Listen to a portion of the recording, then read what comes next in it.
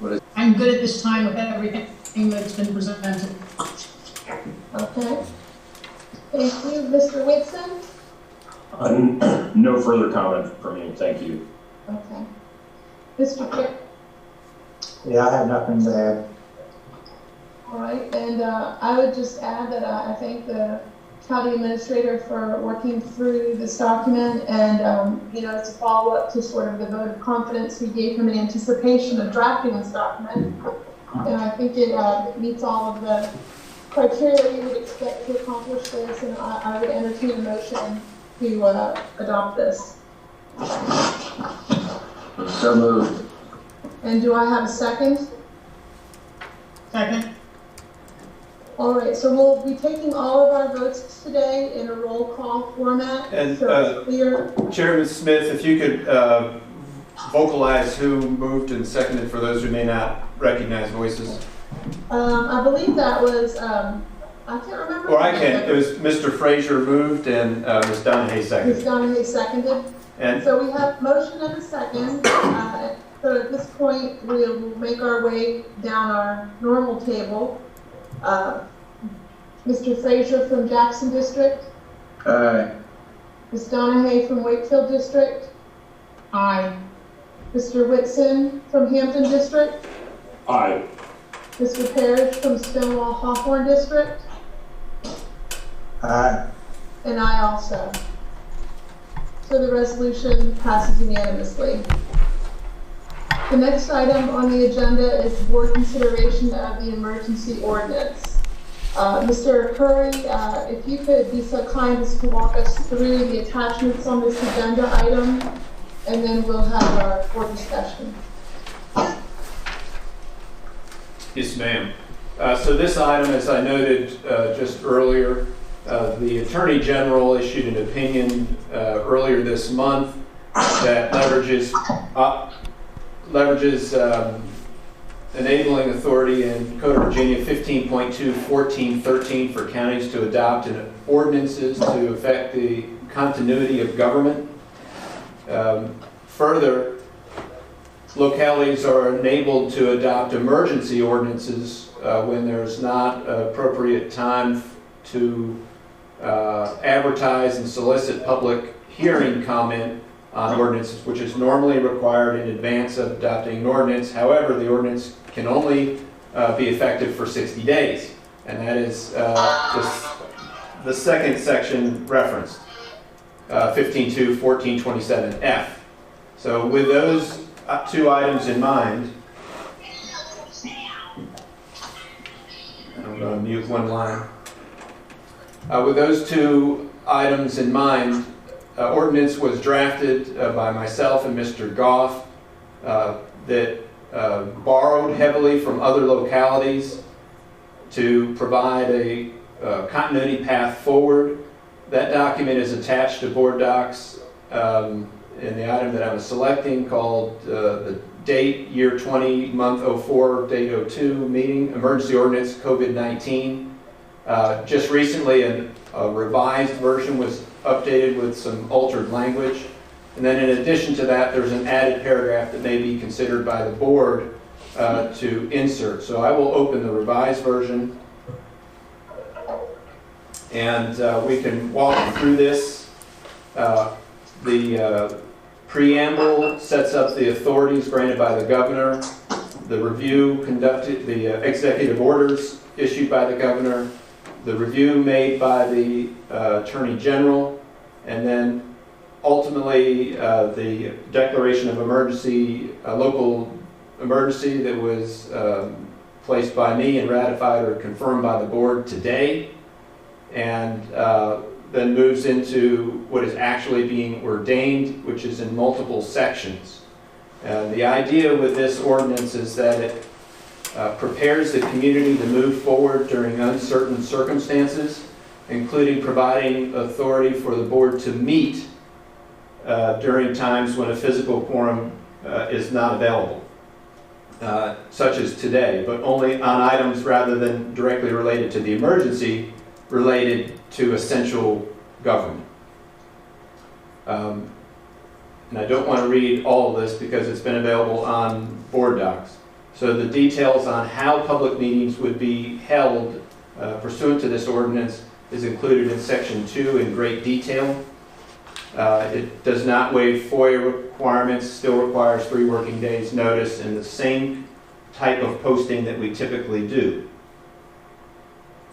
It does provide for citizen comment through alternative methods, and for example, this meeting in Board Docs, public comment is included on the agenda with the public suggested to email the county administrator's office, call the county administrator's office before a date and time certain, and possibly will be able to provide comment through the interactive platform of Zoom, although not guaranteed based on the technological limitations.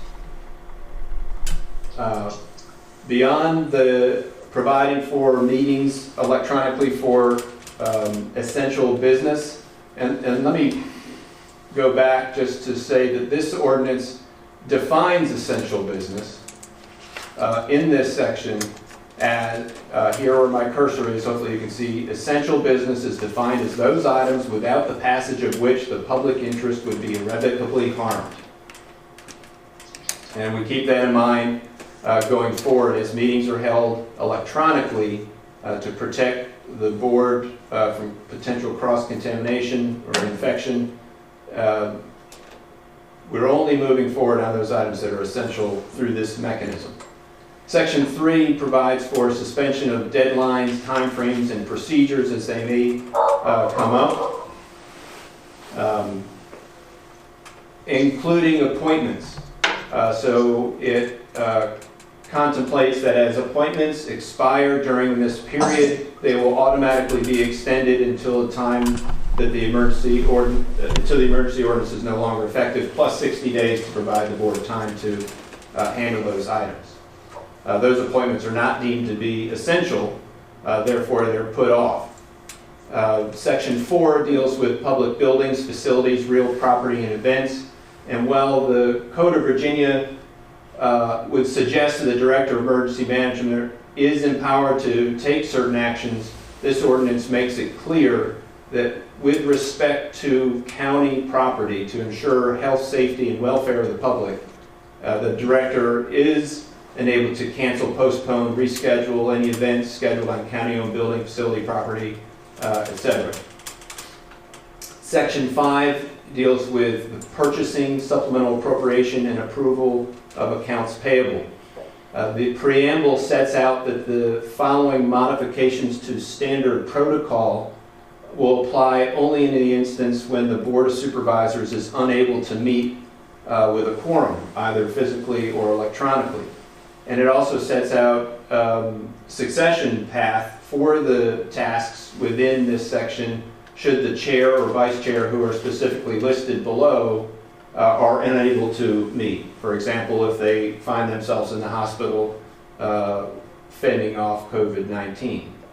So with respect to purchasing, there are 2 sections. One would increase the authority of the purchasing agent, again, only in those times when the board cannot meet and fulfill their normal operating pattern, to increase my award authority from $10,000 to $50,000. And then it sets up that on my recommendation, the board chair and vice chair, as could be replaced through succession, have the authority to award contracts in excess of $50,000. So if such a time comes that we only have 2 members available and the others are incapacitated, we can still perform necessary business and perhaps critical business related to the emergency. Second, the chair of the Board of Supervisors, upon recommendation of the county administrator, is authorized to approve supplemental appropriations in these same circumstances when they're valued less than $25,000, when there's 100% offsetting revenue, which happens from time to time for insurance recoveries, or perhaps when a grant comes through from the state or federal government, and if time is of the essence, as determined by the county administrator, board chair, and board vice chair, again with the understanding of the succession path.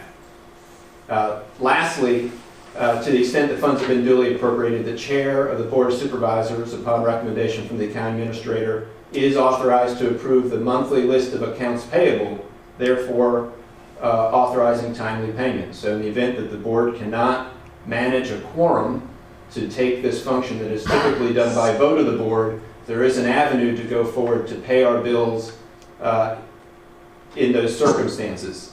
It's important to plan ahead for those, because if you get to a point where you can't manage a quorum, you're no longer able to pass an emergency ordinance. And so we need to get ahead of that. There is a short paragraph here encouraging the town to take similar actions to be prepared for themselves.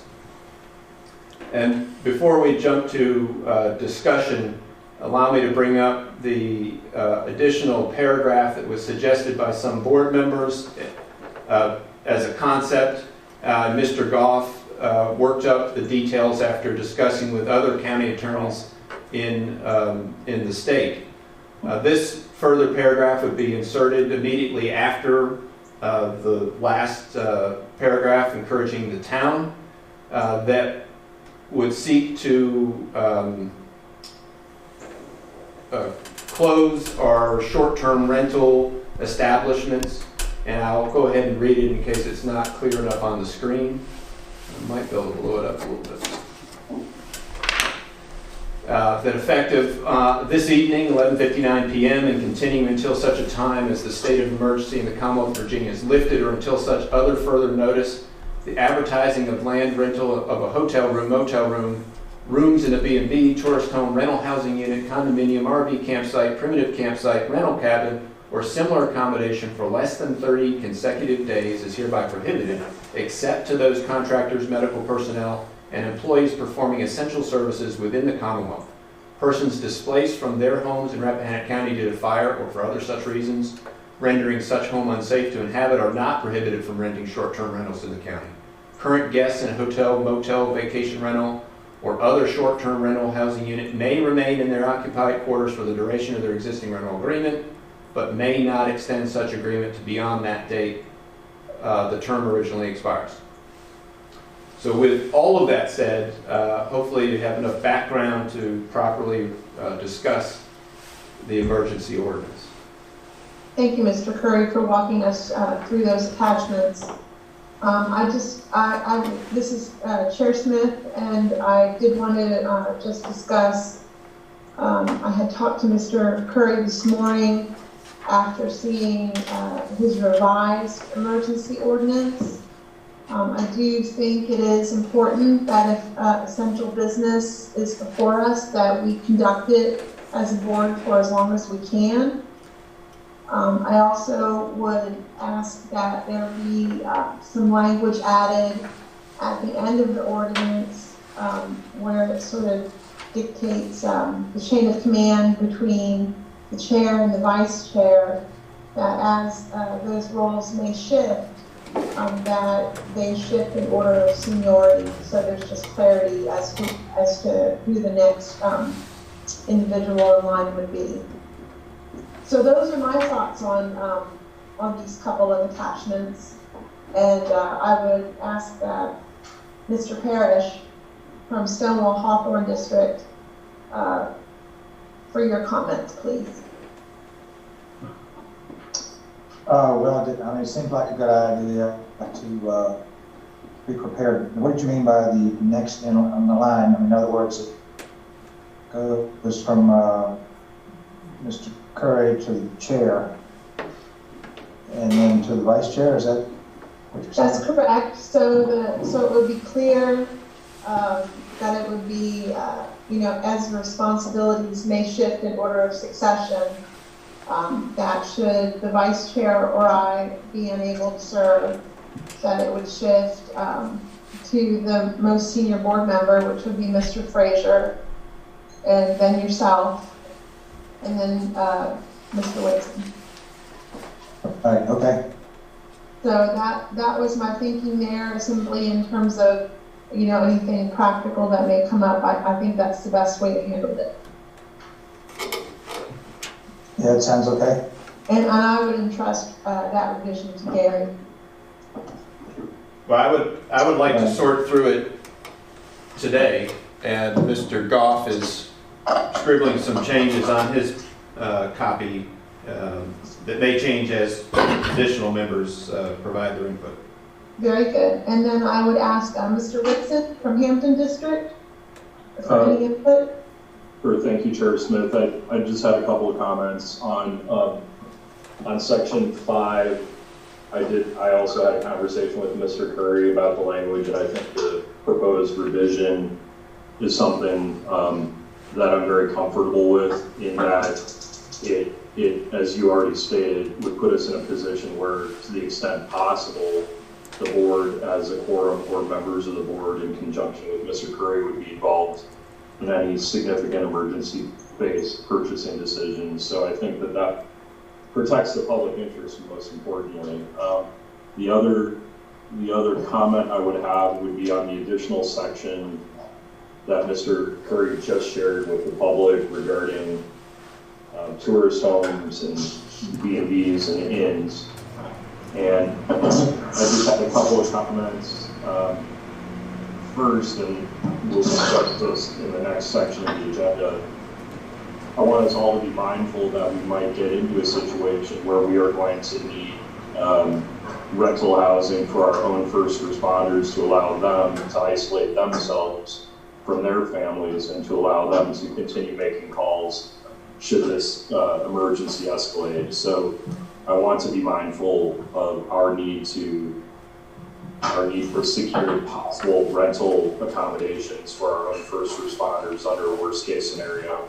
And I believe that Mr. Goff's draft might already, with certain of the exceptions listed there, address that.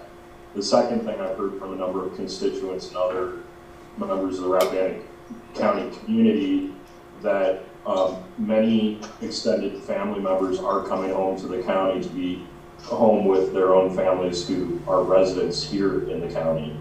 And to the extent that residents in the county might have themselves space limitations to accommodate their extended families who are now coming home, making sure that we have especially tourist homes available for those extended family members who come back to Rappahannock County, I think is an important idea to keep in mind. So if we do add this language, which I believe stems from similar actions taken in Page County, I want to ensure that we're not shooting ourselves in the foot, so to speak, and placing limitations on ourselves that might preclude us from taking sensible action should we need it with respect to first responders, and then also accommodating extended family members of our own residents. And then finally, I would say that we need to think about, from an enforcement perspective, do we want to create a situation where our deputies might be asked to conduct additional enforcement duties vis-a-vis tourists who are possibly allowed to stay in inns, which I think under the current situation with all of our national park access soon to be closed, are we even going to have visitors, and is this a redundant effort? So those are just my comments on that last section. I have nothing further on the proposed ordinance as a whole. Thank you, Mr. Whitson.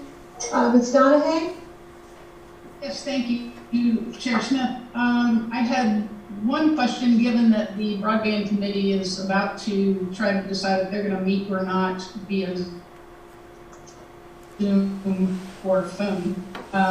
The section, I think it's 2E, nothing in this ordinance shall prohibit public bodies. Mr. Curry, do you have a recommendation as to meetings such as this, whether they should move forward or not? So generally, the Code of Virginia does not afford public bodies to meet electronically. Unless they're talking about an emergency, period. There is this avenue for essential business to be conducted if there's a local ordinance adopted. So the action taken by the board to adopt this ordinance would afford the committee to meet, but that meeting should be regarding essential business. And obviously broadband is very critical, as we're learning during this environment. But I would think for it to rise to an essential level, it would have to be such that it's time sensitive, that if you didn't meet, then we would, the community would lose out. And for example, if there were was a significant grant or loan process that the board found acceptable, and it expired before the emergency was over, and I know that REC has re-energized their interests in this area, then it probably would be perfectly acceptable for the broadband committee to meet about that time-sensitive matter. And Mr. Goff is shaking his head. Yes. Thank you for that. Then going into the final paragraph that was added, I agree with a lot of what Mr. Whitson has said. I think the businesses of Rappahannock County as a whole are doing everything they can to protect the citizens of Rappahannock County. The park closure should, and we'll know this weekend, take care of people coming into the area as much as possible anyway. And the B&Bs and tourist homes, as far as the ones that Teresa Woods with Businesses of Rappahannock has spoken with, they don't have reservations. They don't have people trying to come in here with the governor's order. They are staying out of the area, or if they're coming in somewhat illegally to use the park, then they're not staying the night, they're leaving. So the businesses of Rappahannock, just because I'm a business owner, have been going through tremendous issues, as you can imagine, and making this a official motion for the board to tell them they can't be open for their neighbors or friends or whomever might need them, or our first responders, I think goes a little bit farther than I would like to go. Thank you. And Mr. Frazier from Jackson District? Well, I can see where the heavy hand of government is distasteful to many people, especially me. But at a time like this, many people have contacted me and stopped me, you know, quite a little bit out in the public that I am doing. And they don't want people coming out here staying. So the way it's written now, I don't think it precludes any of these B&B or tourist home people from, you know, letting the, you know, EMS people or whatever, the first responders from using these properties. But I think it prohibits us from advertising and taking out of town people. I'm supportive of it. Maybe we can change a word here or there so that residents can use them. Maybe that one sentence can be expanded somewhat. But I think it's a very important tool that we have and how to use it. Thank you, Mr. Frazier. Does anybody else have anything to say on this, either of these agenda items, to move through this gracefully on the electronic? I have a... Yes, Mr. Parrish. Yeah, I'm wondering if in the event that there are people that want to come to Rappahannock County from elsewhere to shelter in place for an extended period of time, say 1 or 2 months, 1 or 2 or 3 months, would rental property be available to them in that respect? It's my understanding from the way this is written, and please correct me if I'm wrong, Mr. Curry, and this is Christine Smith. The way this is written, this is geared towards short-term rentals, and rentals more than 30 days. So where's the short? Wow. You know, at what point is it not short-term? Is it 30 days? My understanding is 30 days, and please correct me if I'm wrong, Mr. Curry. It's 30 days. Yes, 30 days, and that's Code of Virginia driven relative to our taxing authority on the short-term rentals, and that's also ultimately what will likely end up in our zoning ordinance. So my question is, if a B&B or a separate guest house wanted, or a tourist home, they could still, even with this ordinance, adopted, they could still rent for a 30-day period to outside people that wanted to shelter in place? Yes. Yeah, Mr. Goff is saying yes. Okay. As long as it's longer Is than there any 30 days. further discussion on either of these agenda attachments? Mr. There you Go ahead. go. I was saying Mr. Whitson may have something to add. Oh, very good. Please go ahead, Mr. Whitson. Thank you. I'm going back to the ordinance as a whole. In passing, Mr. Curry mentioned appointments or board appointments, and I wanted clarification on that. My understanding is that the Social Services Board has a vacancy, and my question is, given all that's going on in the critical role of social services and helping and protecting our community, to what extent, and I don't mean to split hairs and cause Mr. Goff grief here, but my question is, to what extent could certain board appointments, such as one to the Social Services Board, be deemed essential business in the context of the overall COVID-19 situation? Is that a So question? that's a question directed toward our county attorney, Mr. Goff. It is, and for further discussion of the board, if anyone else wants to comment on that. It's a key question for me. Mr. Whitson, Mr. Goff, are you able to comment on that? yes, ma'am. Can you hear me? Can everybody hear me? Hello? I can hear you. Okay. I think Mr. Whitson raises a good point in that social services is, I believe, an essential service of government. So I think we could perhaps craft this to take that into account. The intention in drafting the language was to automatically extend those appointments that are set to expire until such a time they can be handled. But I thought the question was premised on This fact. is Kier Whitson again. I guess I should rephrase my question. It comes down to a vacancy on a board that is likely critical to providing social services in our community. And so with a vacancy now on the Social Services Board, I just want to make sure that we would not be precluded from proceeding with an appointment of a community member to that seat while we're in this emergency period and relegated to electronic meetings.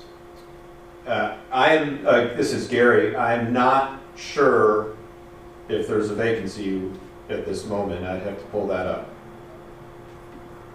The language, as I understand it, is in terms of appointments is fairly limited. This is Chairman Smith. It says further appointments to committees, commissions, and boards made by the Board of Supervisors that have terms set to expire during the declared state of local emergency are automatically extended for the period of time this emergency ordinance is effective, plus 60 days. So it has to do more with folks cycling off of their appointments, and to my mind, it doesn't preclude us from making appointments. And Mr. Goff, please correct me if I'm wrong. Let me get to that exact language. Section 3, at the end of section 3.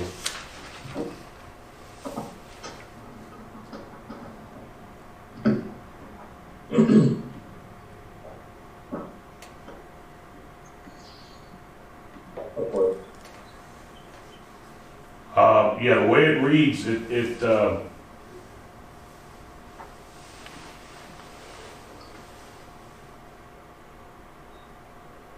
applies to appointments to committees and boards that have terms set to expire during the declared state are automatically extended. So if you're talking about filling a vacancy right now. Well, let me, Ms. Metcalf's term on the Social Services Board expired on April 1st, 2020, yesterday. That expiration date did occur during the declared state of local emergency. So it would be by Section 3 automatically extended. That's correct. If it expired prior to the local declaration, it would not be, as worded. And of course, the board could word that section differently. Yeah, this is Keir Whitson again. I think that's exactly what I was anticipating, and I didn't have a handle on the precise timing. I had understood that vacancy was coming open because I've heard from interested community members. So to that end, it is effectively a vacancy that, with this language, would be extended. And if Ms. Metcalf would be willing to remain in that position, then that solves the issue. If she would not be willing to remain in that position, then I think we need to amend this language to make sure that we fill that vacancy that has now been created, absent understanding from her if she would like to remain. So this is Chairman Smith, and I would just say, I think we can resolve this by adding a sentence to the effect, if the appointee, for whatever reason, can no longer serve, the board can make the appointment during their scheduled meetings. And I mean, I'm receptive to wordsmithing on that, Mr. Curry or Mr. Goff. But I think certainly if someone is unable for whatever reason to serve, that we need to be able to make that appointment. And is this? I guess Ron Frazier here, maybe just a suggestion, you know, the federal government, the president, in case the Senate is in recess, he has the authority to make temporary appointments. Maybe we could just make a temporary appointment until such time as this is lifted. Now, This is Keir Whitson. That's a good suggestion. Okay. On both fronts. Yeah, Ms. Smith and Mr. Frazier, I think both of you made good points. So. Mr. Goff has something to add. I was trying to clarify, Ms. Smith, Chairman Smith, whether or not your amended language, was pertaining only to essential services appointments or just generally. I would think we'd want to make it to essential services appointments. Okay, and that's what I understood to hear from Mr. Whitson as well. Am I correct in that? That's correct. Yeah, it's I'm asking for fine tuning of language to ensure that we're not precluded from filling vacancies and making appointments to bodies that are critical at a time like this. And I deem social services to fall precisely into that category. I'm working on a draft amended sentence. I know we're under the gun here, and I apologize to the public for dragging this out, but we need to work through this ordinance and adopt it so we can move forward. I have a question. Yes, Mr. Parrish. If we recognize that this is a potential problem, and if and left it alone like it is, and passed it like it is, and in the event that a situation arose that would require us to change it or adopt something different, then we could do it at that point. We make ourselves here unnecessarily. So this is Gary, and many of your appointments and terms are set out by our local ordinance, and I believe it would be most appropriate to extend those or modify the process also by ordinance. And generally, preparing an ordinance takes more time unless you go the emergency route and then ratify it later after public hearings. So it would be preferable to work out the best available language now if you can. What I've written here as an interlineation at the end of subsection 3 is the following language. If an appointee is unwilling or unable to continue to serve, and such vacancy is to a body critical to essential services, the board may act to fill such vacancy. Thank you, Mr. Goff. Could we just one more time, please? Repeat it? Yes, ma'am. If an appointee is unwilling or unable to continue to serve, and such vacancy is to a body critical to essential services, the board may act to fill such vacancy.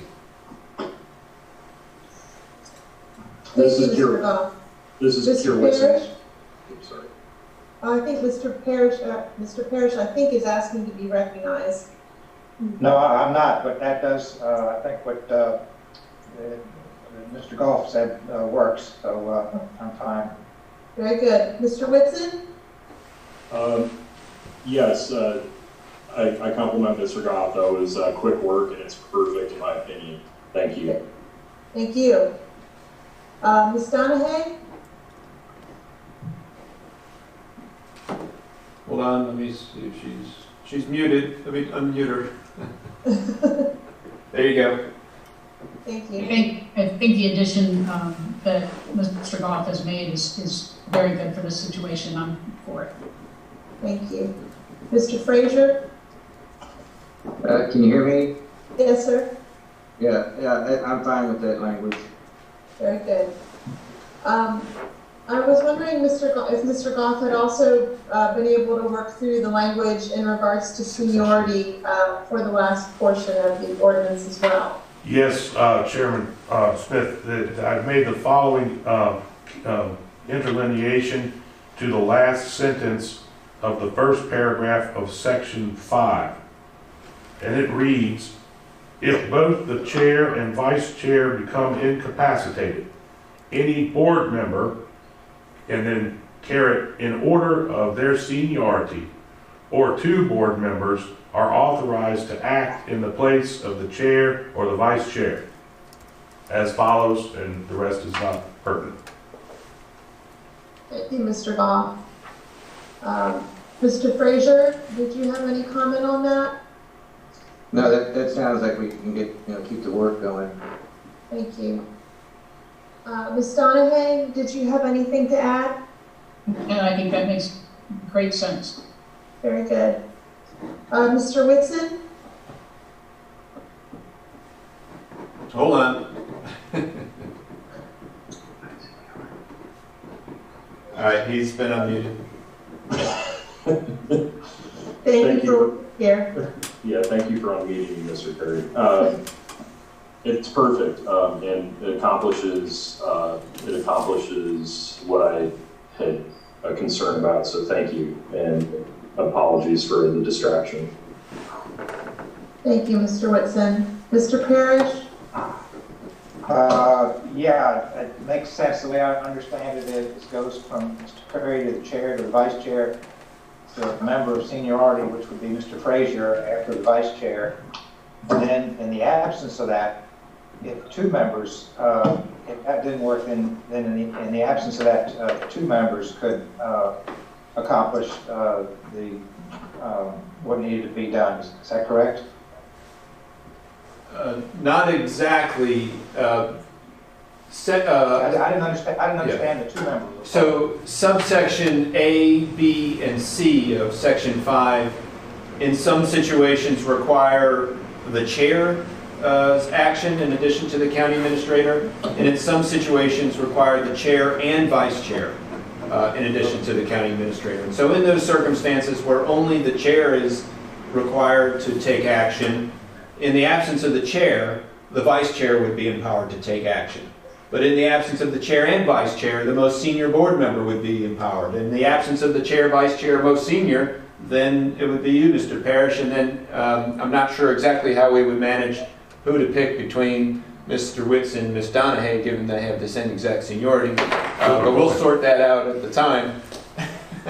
And she's the vice chair, so she's the vice chair, so that is sorted out. You're right. And but some sections require both to be both the chair and vice chair because it's authorizing purchases of any dollar amount. And so in a situation when the board cannot meet and a large purchase needs to be made and the chair and the vice chair are not available, then it would be the two most senior board members remaining.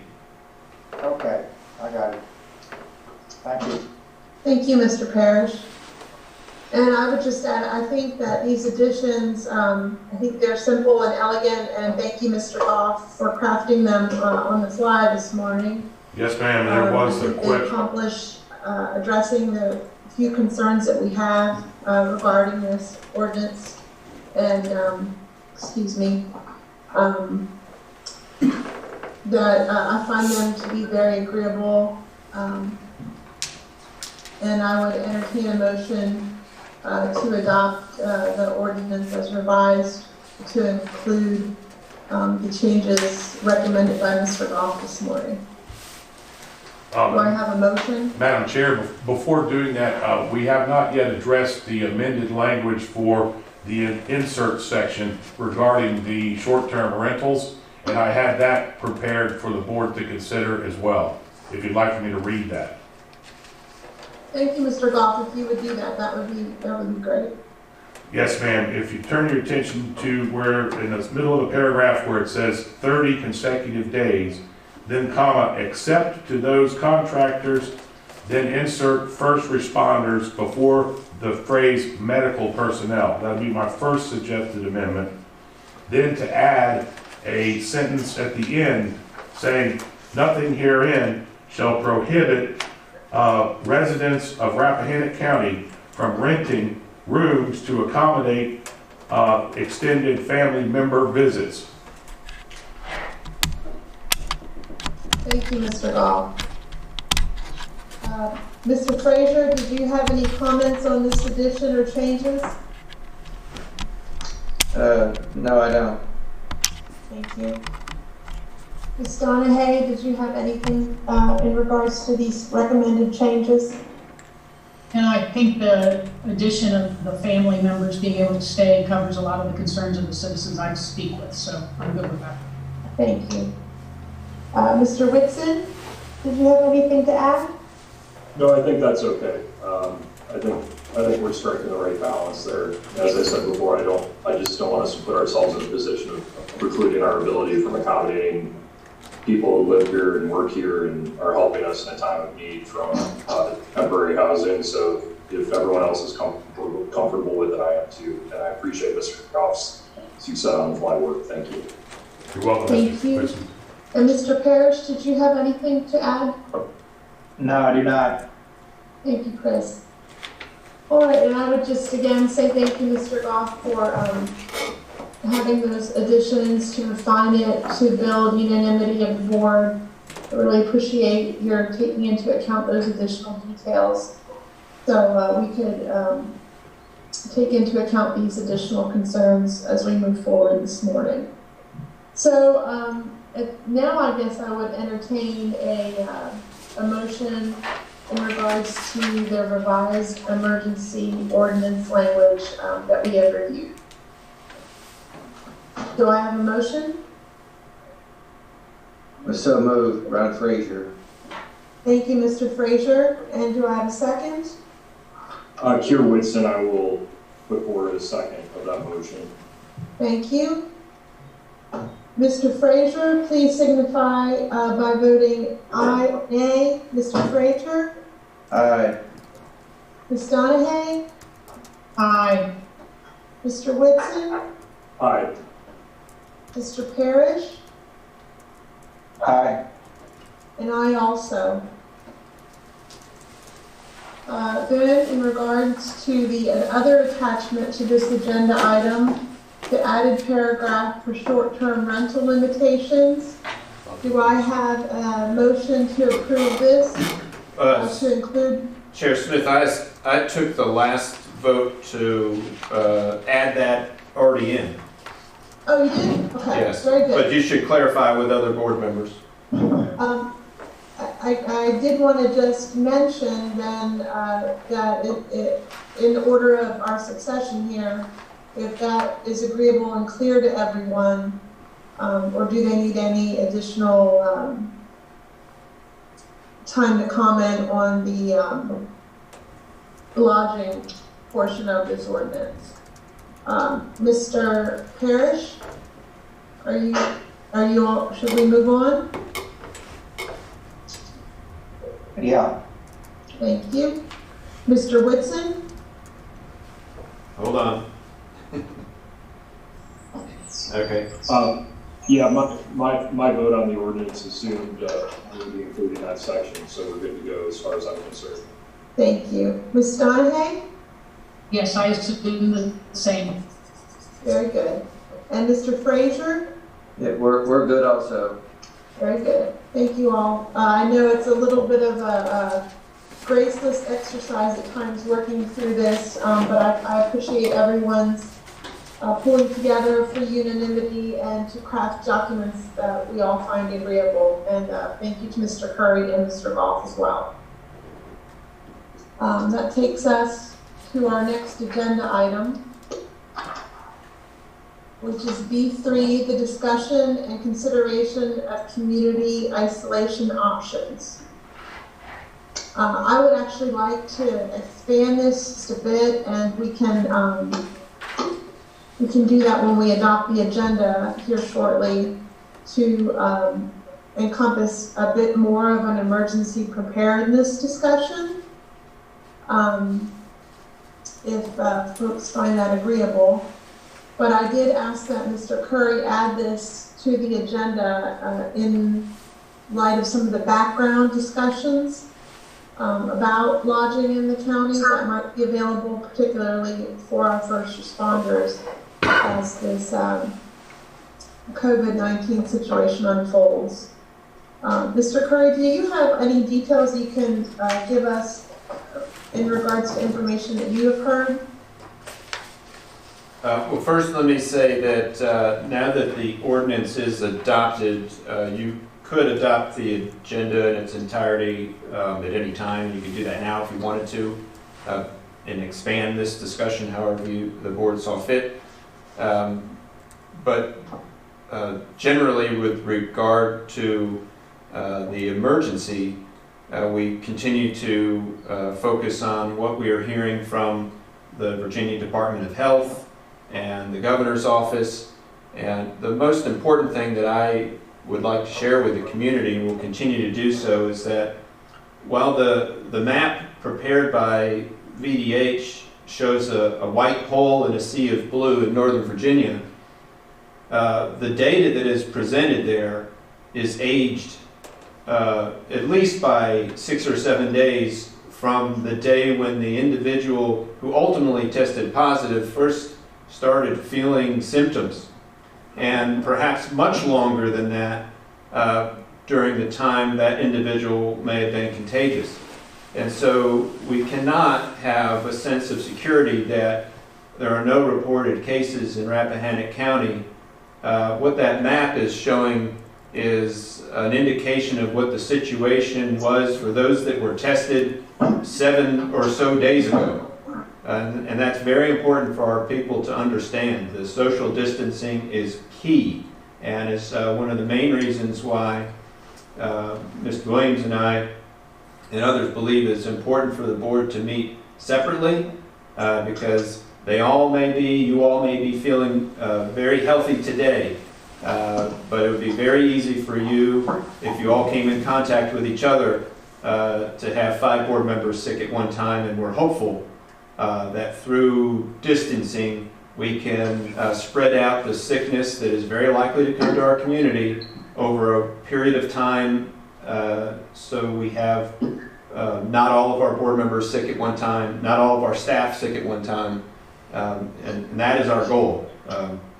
It's coming. We just want to manage the best we can. Thank you, Mr. Curry. In light of that, and wanting to broaden this discussion, I guess I would ask that we move to the adoption of the agenda, which is slated to be item C1, but make that the current agenda item B3, and then move this discussion to item B4 and have that be an emergency preparedness discussion. And for the sake of simplicity, I will go ahead and put that in the form of a motion. Do I have a second? You have some. Second, Okay. So you had some Thank you, good. Mr. Frazier. yes. Thank you, Mr. Frazier.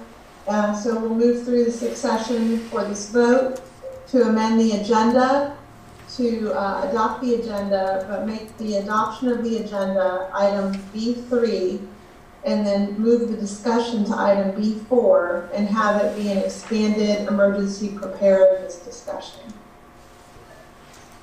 Mr. Frazier? Aye. Thank you. Ms. Donahue? Aye. Mr. Whitson? Aye. Mr. Parrish? Aye. Thank you, and I also. So that takes us to, back to the item that we were discussing, the emergency preparedness discussion. And I know, I think Mr. Whitson has a few updates for this agenda item, so if I could, I would let you kick off this discussion, please, Mr. Whitson. Thank you, Ms. Smith. The first item I wanted to mention that has not been discussed very publicly yet. This will shed some light on what else.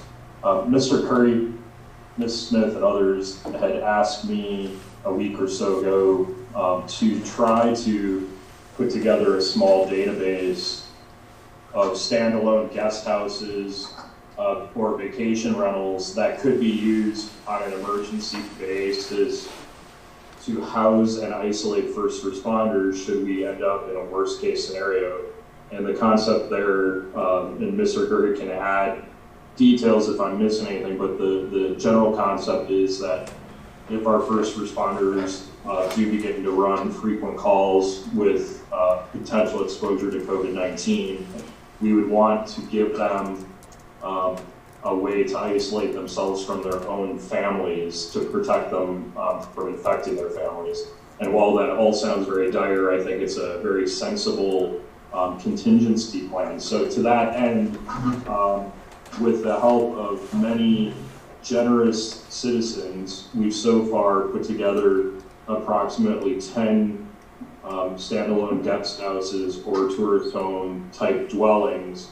And I would just use this opportunity to say to the public who are either watching the live stream or listening to the audio of this meeting, if this is something where you could assist us, if you have a guest house or know someone who does, we'd be willing to offer it, again, as a contingency plan to add to this list of properties.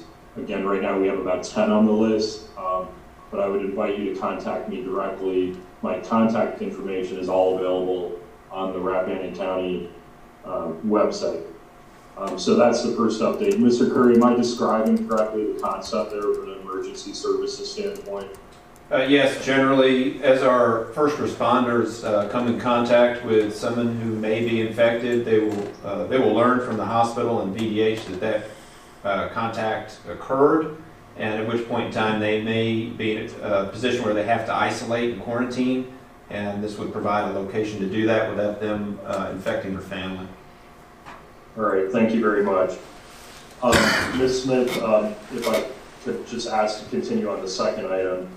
The second item, which has been widely discussed this week, and we did have a meeting on Monday night, and so this was discussed to some degree, but I wanted to give an update with breaking news from this morning. So this relates to our effort to reduce significantly the number of visitors to Rappahannock County vis-a-vis the popularity of Shenandoah National Park. And again, as I stated on Monday, once Old Rag and White Oak Canyon were closed by the National Park Service, we all citizens and those of us on the board alike noticed a significant uptick in traffic in Rappahannock County from hikers and visitors generally.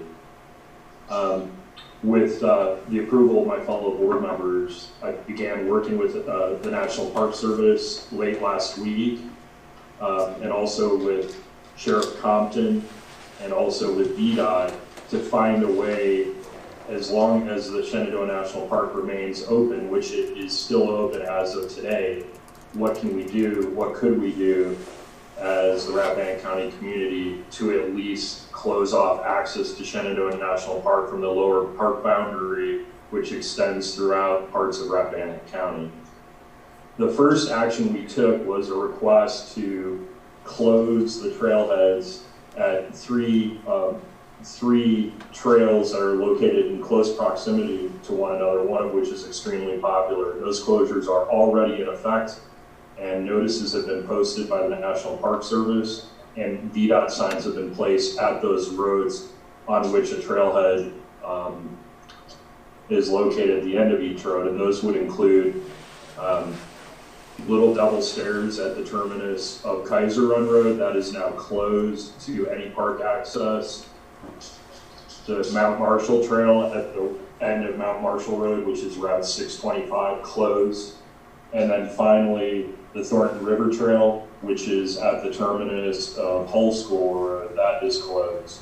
So you cannot access the park at those trailheads. In addition, we added Hazel River Trail after concerns from citizens that people were now flooding Woodward Road in the area of the Hazel River Trailhead. So that fourth one is now closed. And as of this morning, following a letter that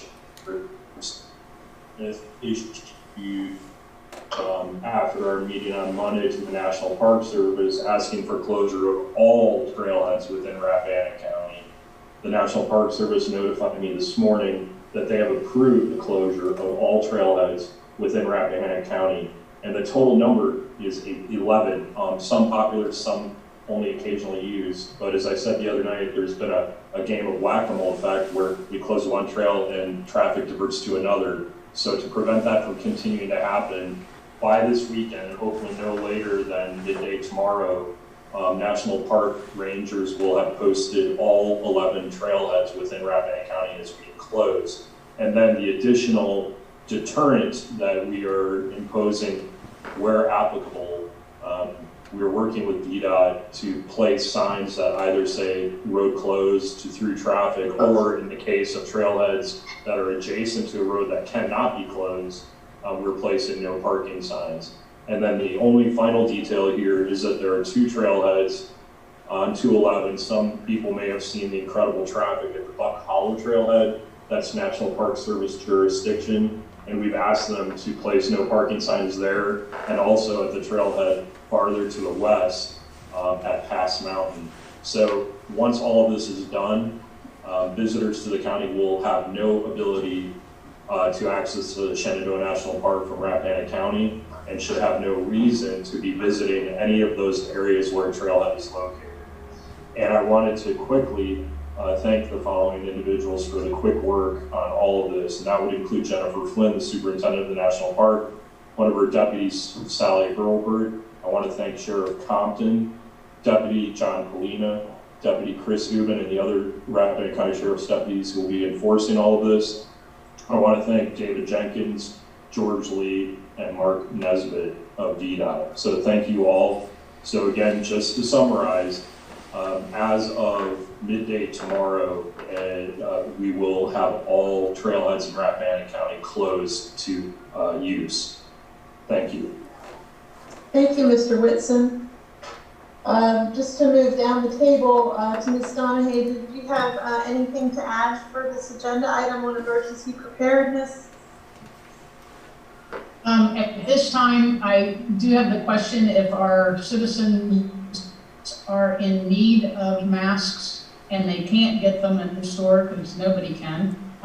If we are doing anything to assist them in that need, I do know we have some citizens that believe that that's one way we could really help have the virus stay with the person that's got it. And I just want to thank here our Supervisor Whitson, Supervisor Smith, or Chair Smith for the fast action on this park issue. The state didn't seem to want to move as quickly, so taking it home and doing it ourselves with the help of all the people that Supervisor Whitson mentioned, I think is tremendous.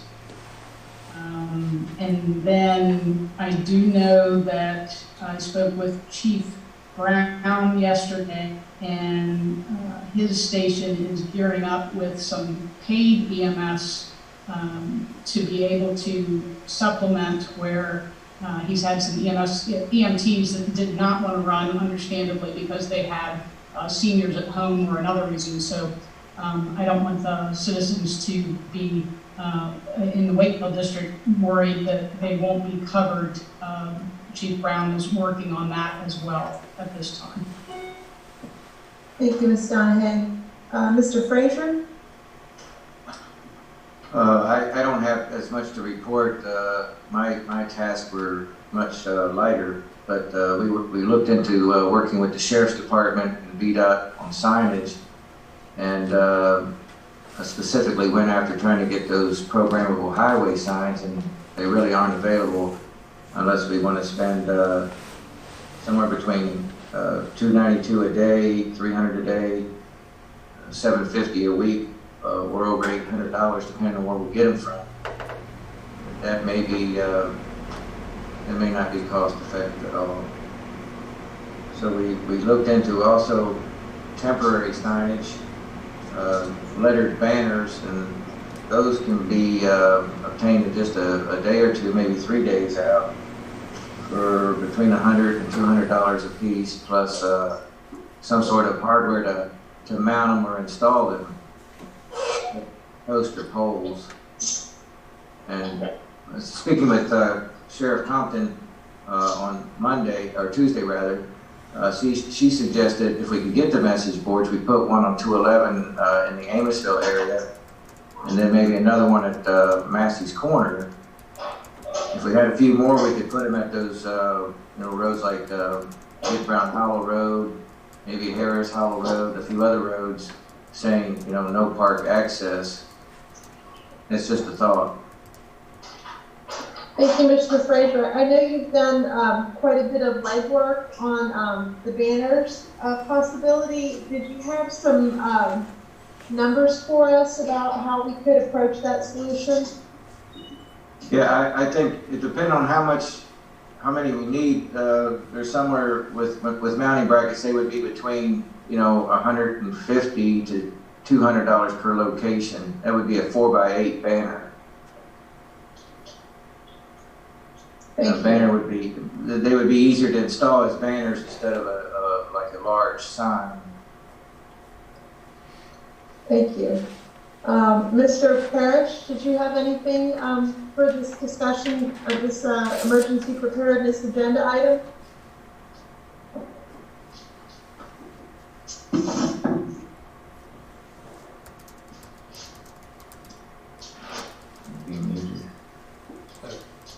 Mr. Parrish, your mic is available. Okay. No, I don't have anything to add. Thank you. I just wanted to give an update based on background from Monday and also discussions that we've been having for the last few weeks. Just to echo what Mr. Whitson did in regards to housing for folks that might need to isolate, in particular our volunteer responders.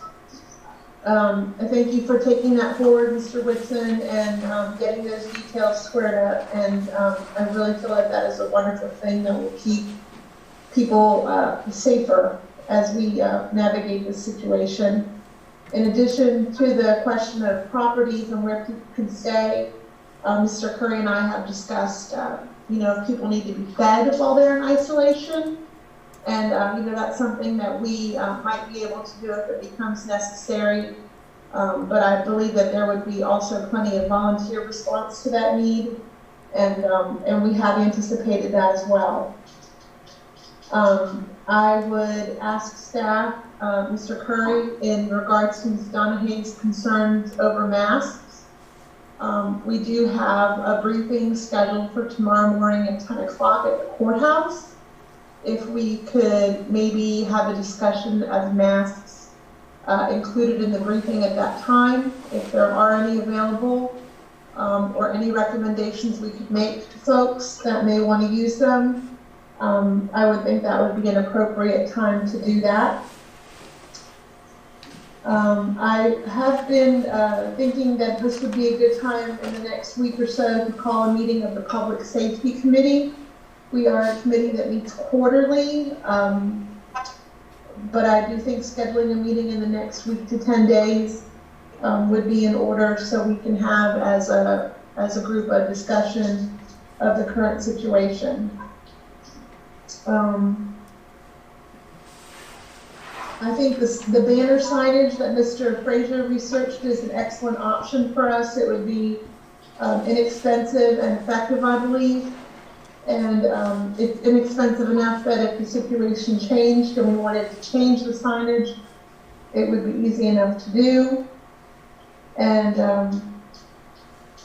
I do just want to be clear that as this situation unfolds, I do support and endorse any actions that the sheriff may deem to be appropriate in regards to public safety.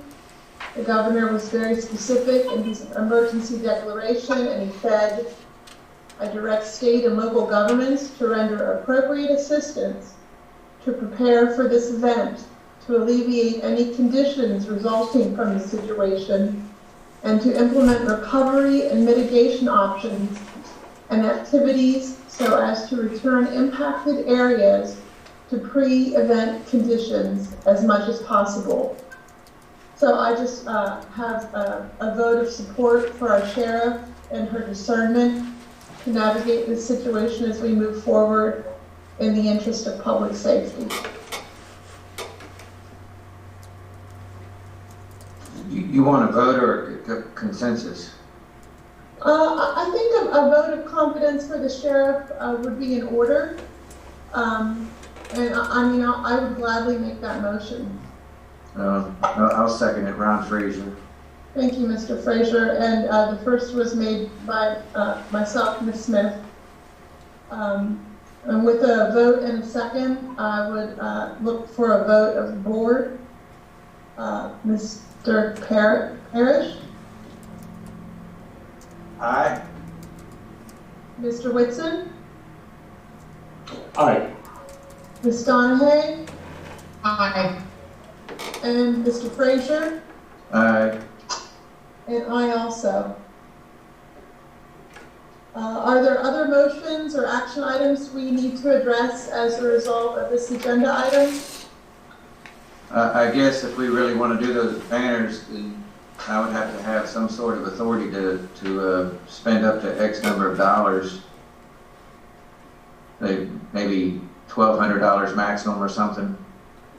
Thank you, Mr. Frazier. Well, this is Gary. If it's the will of the board to do that, it's well within my purchasing authority. I would just need to know from where those funds would be taken, and I would suggest that there is funding remaining in the budget for broadband, which has not been used, in the amount of $5,000, so you could transfer some of that to a different line, and we can do that administratively. Do you need a motion for that, Mr. Curry? No. Okay. But Mr. Frazier will want to know that he is, so empowered for the means and methods, I suppose. Well, I'll just say for my opinion, and I'll move through the board, that up to the amount of $2,000 from that particular budget line item, I would feel very comfortable with Mr. Frazier overseeing those actions and Mr. Curry paying those bills. Okay, could I have one proviso in there? Yes, sir. We work with the sheriff as to the exact language of those banners. That sounds very reasonable to me. Mr. Parrish, do you have anything you'd like to add to this discussion? No, I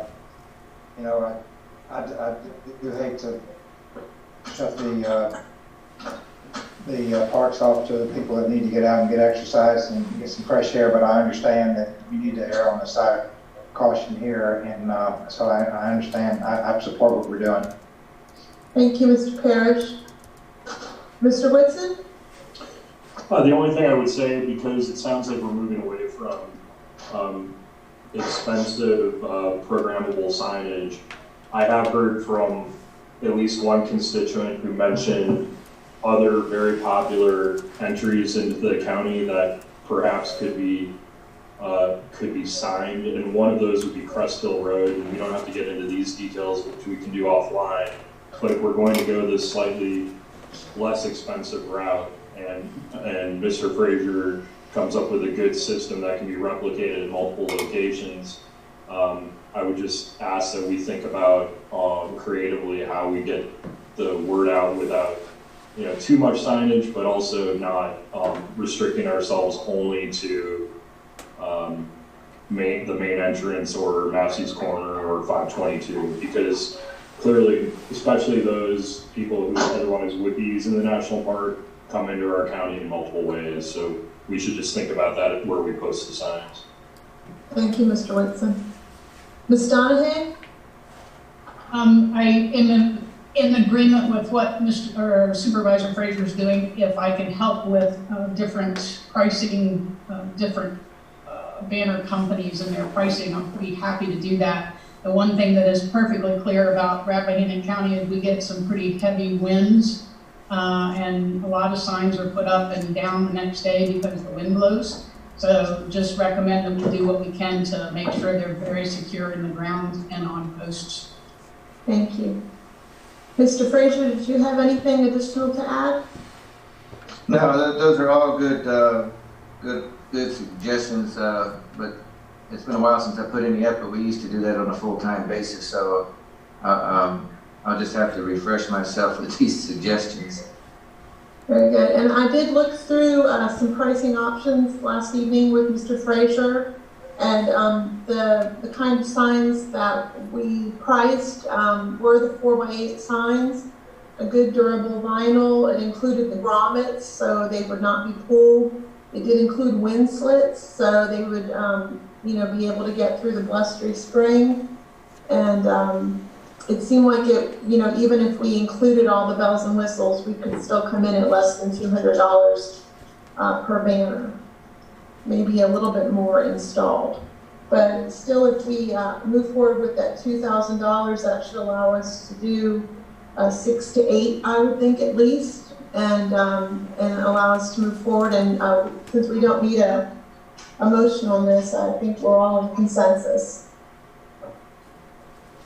Before we move away from this agenda item, I would be remiss, I don't believe I touched on the letter that I crafted after Monday's meeting and sent to Superintendent Flynn regarding requesting closure of the Shenandoah National Park.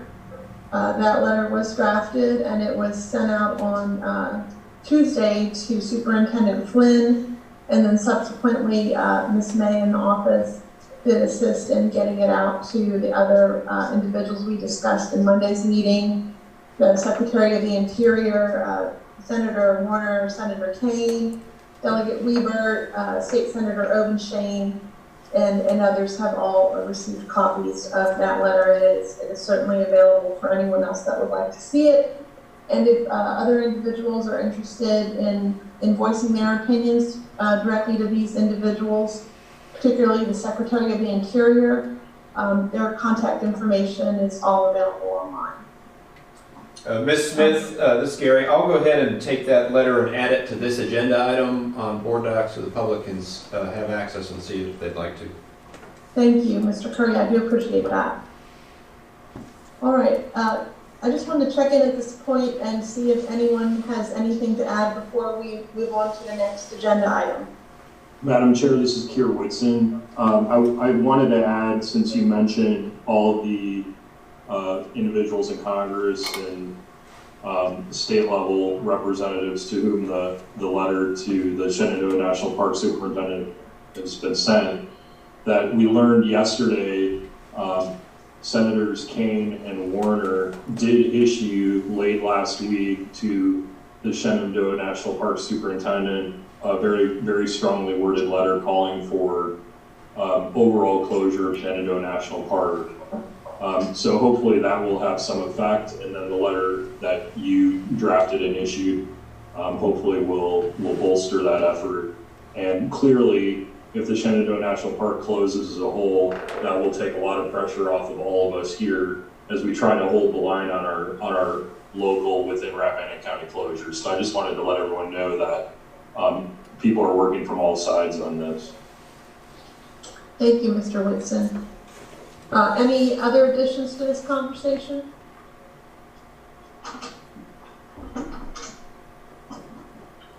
Very good. I don't see anyone at this time having anything else to add to this discussion. So we will move on to the next item on the agenda, D1, which is the budget work session.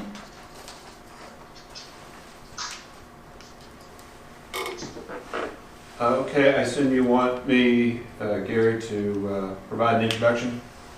Yes, that would be great, Mr. Curry, if you could walk us through that. As the board members are aware and the public, I presented a balanced budget to the board on March 11th. Situations have changed since then, and the board did manage to meet in a work session to discuss that proposed budget, to begin to craft it into, from a county administrator's proposed budget into a Board of Supervisors proposed budget. Included within board docs is a table that shows the change log. Let me pull that up. Of items that have been included or incorporated into the budget since it was initially proposed by me on the 11th. Those include updating the school budget with updated school revenue information that was not yet available after the General Assembly action. So the school actually received additional revenue than what was anticipated when the budget was first proposed. It updates the registrar revenue because the budget bills also included additional revenue for the registrar. It also updates the Next Generation 911 capital project, which was initially planned to take place in FY20, to push it off to FY 2021. We may have some portions of that project happen in FY20, and just met with staff on that earlier this week. But the FY 2021 budget now it includes funding to assume that all of the project will happen in FY 21, and if it doesn't, if some of it happens earlier, we can modify the budget later.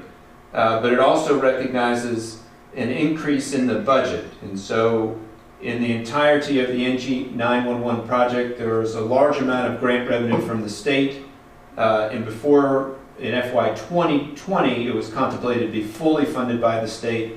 The sheriff and the 911 coordinator have asked for there to be a $50,000 local contribution from fund balance, your savings, to supplement that, which will likely be required now that some more firm quotes are available on the updated call handling equipment. Then there are a series of changes related to COVID-19, and I've listed them as number 4 and 4A through 4E. First is that I expect there to be reduced revenue from the meals and lodging tax, and we don't exactly know what that may be. Recall we were speaking about July 1 and a year forward. We're hopeful that much of the direct impact from this emergency will be behind us on July 1, but we don't know. And so the budget reduces the revenue from meals and lodging by 50% for quarter 1, and then reduces it by 25% for quarter 2, and assumes the full allotment for quarter 3 and 4. Similarly, in 4B, takes the same stance for sales tax. We're not exactly sure right now the impact we'll see in sales tax because there is increased online purchasing happening, And our first window into seeing that won't happen until late April with the March numbers that come out of the state. After that, with the reduction in revenue, there needed to be a reduction on the expenditure side, and it includes a deferral of $118,000 of our pay-as-you-go capital for the schools to hold off and push off for a year. Part of the additional revenue received by the schools was for infrastructure, and it was a considerable sum. So they're able to do a lot of things anyway with the revenue they're getting from the state. And if revenue proves, it could potentially be added back in mid-year if their meals and lodging and sales tax come in higher than anticipated. The pay matters that we discussed significantly during my presentation and the classification and compensation study, which is underway. And by the way, we did receive the Page County information, and that is being incorporated into the study. My recommendation is to postpone implementation of the classification and compensation study at least until mid-FY 2021, and if we come to that point in time and can review revenue and we are on track, the board could consider bringing that back to the table.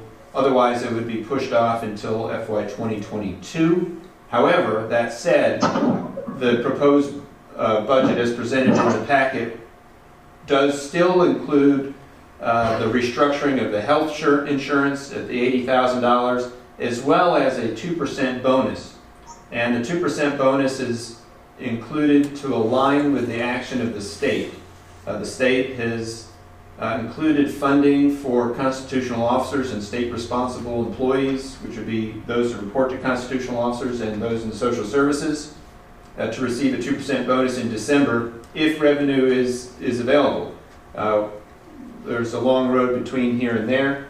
If revenue is available from the state, then the board can grant that 2% bonus in December. If it doesn't come around and is not available, then the board could put that off as well and use that $80,000 to hedge against potential further reductions in revenue.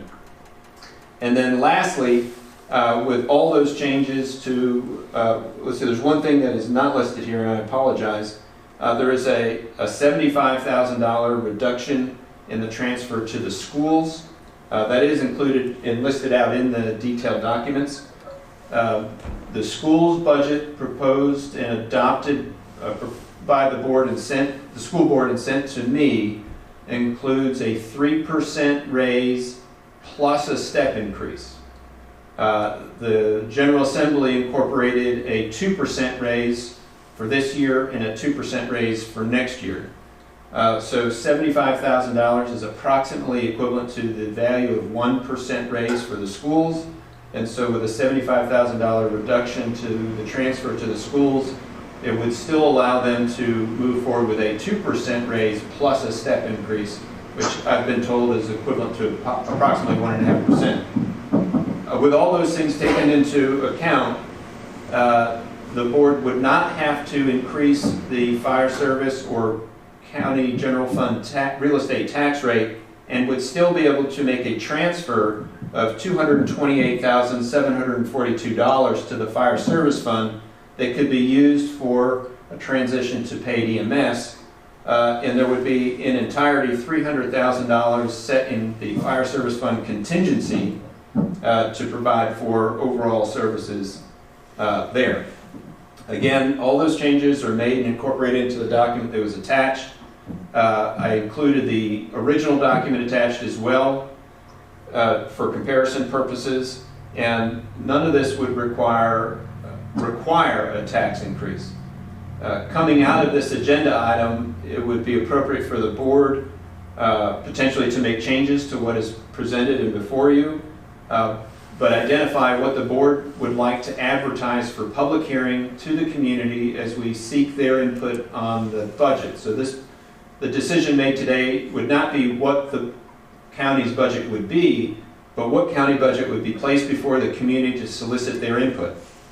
Also, the board should identify what tax rates should be presented to the public to solicit their input. And you could advertise those tax rates that are needed to balance the budget, or I've recommended in the past to advertise tax rates that are slightly above that, so you could accommodate the public if they come to you and seek additional services. With that, I've probably spoken too much, and I will take any questions the board may have after I unmute the chair.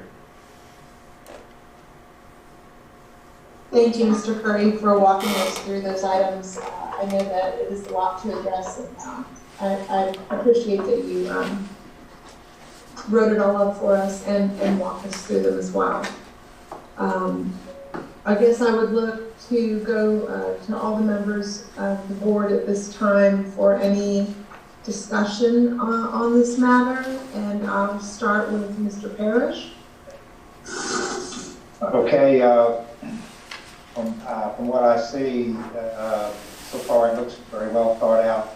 There's obviously no predicting what's going to happen with our income or our expenses. So I don't. This seems to serve the purpose for now, as far as I'm concerned. Thanks. Thank you, Parrish. Mr. Whitson? Thank you, Chair Smith. Mr. Curry, I really want to commend you on incredible work in putting all this together in your presentation. It benefits us, but most importantly, it benefits the public. It's a highly digestible explanation, and the change log approach you used here is excellent, so thank you for that. My only immediate question in the context of the summary change log presented and that members of the public who are tuned to this meeting might be looking at, in item 4A, I understand it, but just want to make sure everyone else does. I believe what your revenue reforecast projections are a reflection of the share of the whole you're expecting as opposed to a reduction, if I'm not mistaken, because you described logically that in Q2, as we get farther away from this crisis, the revenue reduction would be 25%. So thus here you're presenting 100% minus 25, so it's 75% of what we would otherwise expect. Is that correct? That's correct. I said it differently than I wrote it, so hopefully that wasn't confusing. Okay, well, I don't know if you did. It took me a little while to wrap my head around it.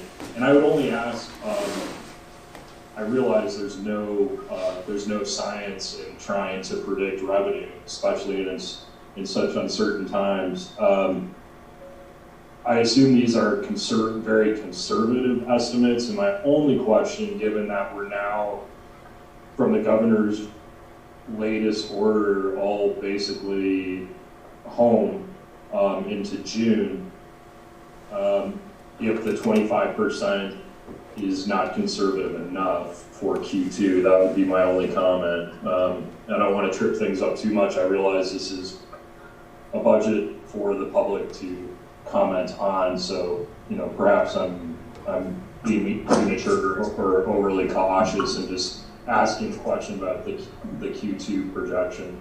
No, I think that's a very good point, and I would say that the board has additional flexibility, as I noted with the bonus, for example, scheduled for December. That could be held off if revenue misses further. 1/4 of the meals and lodging is approximately $75,000. So if you were to miss the entirety of Q1, we'd be short, $30-some odd thousand from the projection, and you could make that up with a bonus. You could also make it up with pushing off some of the capital items further into the future. So it wouldn't make sense for us to jump right into those capital items in July. We would wait until revenue starts coming in, and depending on that revenue, then we would set it free or not.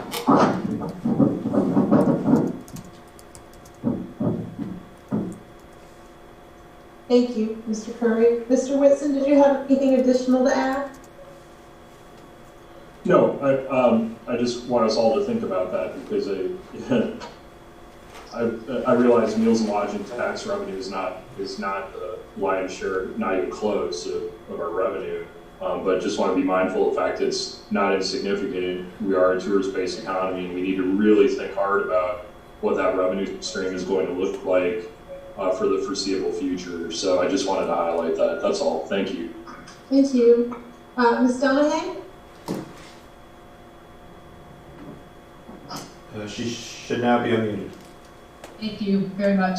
I agree with Mr. Whitson. I am hearing that some of our businesses are not going to make it through this terrible time. I want to thank Mr. Curry for obviously a well thought out zig when we wish we could zag, with dealing with all of the changing environment that's going on right now. I am wondering if Mr. Curry is hearing anything from the state as far as any assistance counties will be receiving, given so much of our income is going away. I'm listening, and I've not heard anything yet. That's of course of great interest to many localities. Our risk is generally less than many because we so heavily rely on real estate and personal property tax. However, at some point in time, if this drags on for a long period of time, those revenue sources could be at risk. So there is a lot of discussion at the state level amongst localities on revenue and whether there'll be support from the state or feds. The current legislation from the feds, and based on our small population, wouldn't provide much revenue to us if it passed through the state to us. But that is certainly critical information, and we continue to listen every day. Thank you for that. Did you have anything to add to that, Ms. Donahue?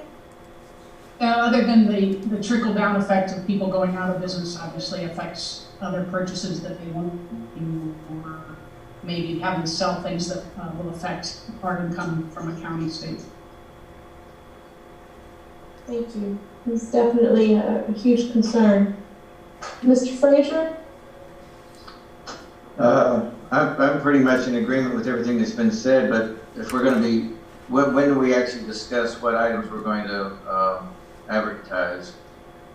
Well, I would think that would be appropriate to do now if there are things you have concerns with. Well, on the heels of what Ms. Donahue just said about, businesses maybe not surviving this, I totally agree that is a very, very important thing to take into consideration. I think it's very real. And with that, I think, there really is only one raise in this budget.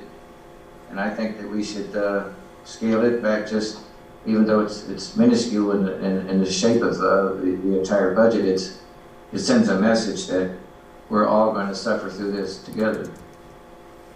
That's category 1103. We don't even have time to discuss this budget properly. We don't even know when we're going to be able to have a public hearing. I think we should just scale it all back. Thank you, Mr. Frazier. I would just add that I hear many other localities are being mindful of non-essential spending and saving money at this point in any way that we can with these revenue projections and anticipated expenses in other areas is certainly a concern. So I do think we should adopt a policy as similar localities, and perhaps something could be drafted by next Monday to that extent that we are mindful of how we spend taxpayers' money. And knowing this will be a tough year for a lot of people, we do everything in our power to be exceptionally good stewards of public funds. I have a similar concern to Mr. Frazier based on the budget we passed on my first year on the board. We gave raises to certain employees and not others, and it created ill will. The next year we went through the budget cycle. We spent money on the Baker-Tilly study in order to be even-handed and address the raises all at one time, and to be able to explain what we were doing and have a rationale for why we were paying what we did.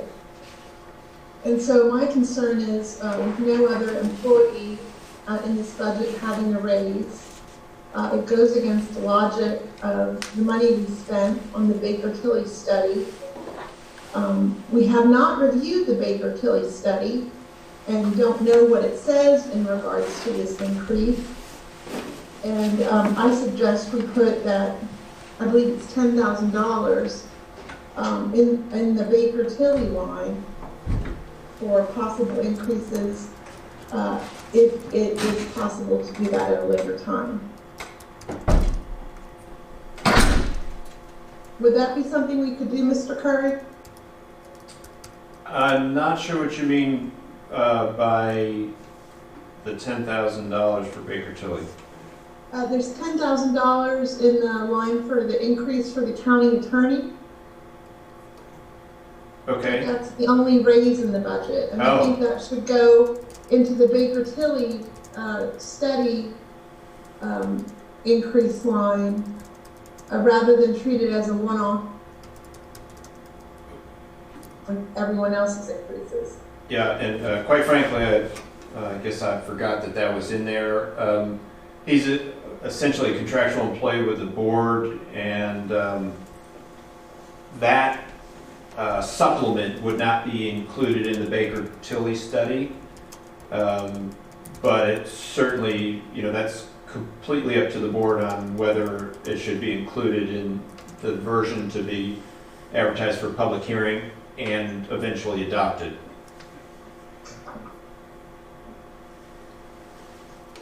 Thank you, Mr. Curry. I guess that kind of sums up the discussion on the budget, and I do appreciate all of the work you've put into making changes and anticipating the situation as best you can, Mr. Curry, to forecast these changes. I'll just go through the progression one more time in case anybody has any additional comments regarding the budget. Mr. Parrish? Yeah, I'm a little confused about this. Were you suggesting we add money to the Baker-Tilly expense? I'm suggesting that we take the increase that the county attorney is requesting and add it to the Baker-Tilly line item. And review it as part of the whole pay classification rather than as a one-off increase. And let me be clear that this budget does not have any money to fund the classification and compensation study that will be provided by Baker-Tilly. That's been removed to make the other expenditures fit. All it includes from a compensation standpoint is the redirection of funds that the county would have been spending on health insurance and switching that over to salaries I discussed previously, and the $80,000 for the bonus, of which a portion of that is back supported by state revenue. A relatively small portion, but a portion. So we would only be having one employee asking for a raise then, Mr. Curry, and everyone else would be eligible for bonuses, is what you're saying? Well, he would be eligible for a bonus too because he's a constitutional officer. Thank you. All right, thank you for that clarification. I'm not really in favor of adding more to the Baker-Tilly line. Okay. Thank you, Mr. Ritson. I need some clarification as well. Mr. Curry, if you wouldn't mind, what is contemplated in the Baker-Tilly expense line? Okay. I mean, that's a fundamental question. What does that represent? Well, I mean, there is no Baker-Tilly expense line. What my original proposed budget included was a lump sum of funding within the Board of Supervisors contingency line that could later be distributed to the different departments to implement the recommendations of the pay and classification study. And during the work session, there was a discussion that the study could be implemented over at least 2 years, thereby splitting what was, I believe, around $170,000 of pay adjustment and ramp it up over 2 years. What is included in the revised package before you is $0, with the understanding that we don't know what the revenue is going to be, and we're redirecting essentially all of that to paid EMS. And if revenue proves in FY 2021 or 2022, the pay and classification study could come back to the forefront. A supplemental appropriation could be made to recognize the revenue that's coming in and then allocate it as deemed appropriate by the board. Mr. Cook, would we be able to move that $10,000, this is Ms. Smith, to the bonus line and increase the bonuses for everyone if that was something we could do? Yes, you could certainly do that. Thank you. Mr. Whitson, I probably interrupted you. Just as a matter of process, clearly we're not adopting a budget today because we haven't yet had public comment or input. So I would only say we just we leave it alone.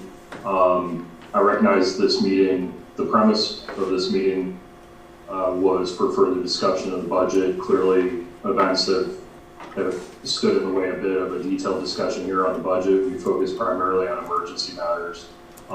I would just say we leave it alone in its current form because we're still not through the entire budget review process, nor have we received public input. Thank you, Mr. Whitson. Ms. Donahue?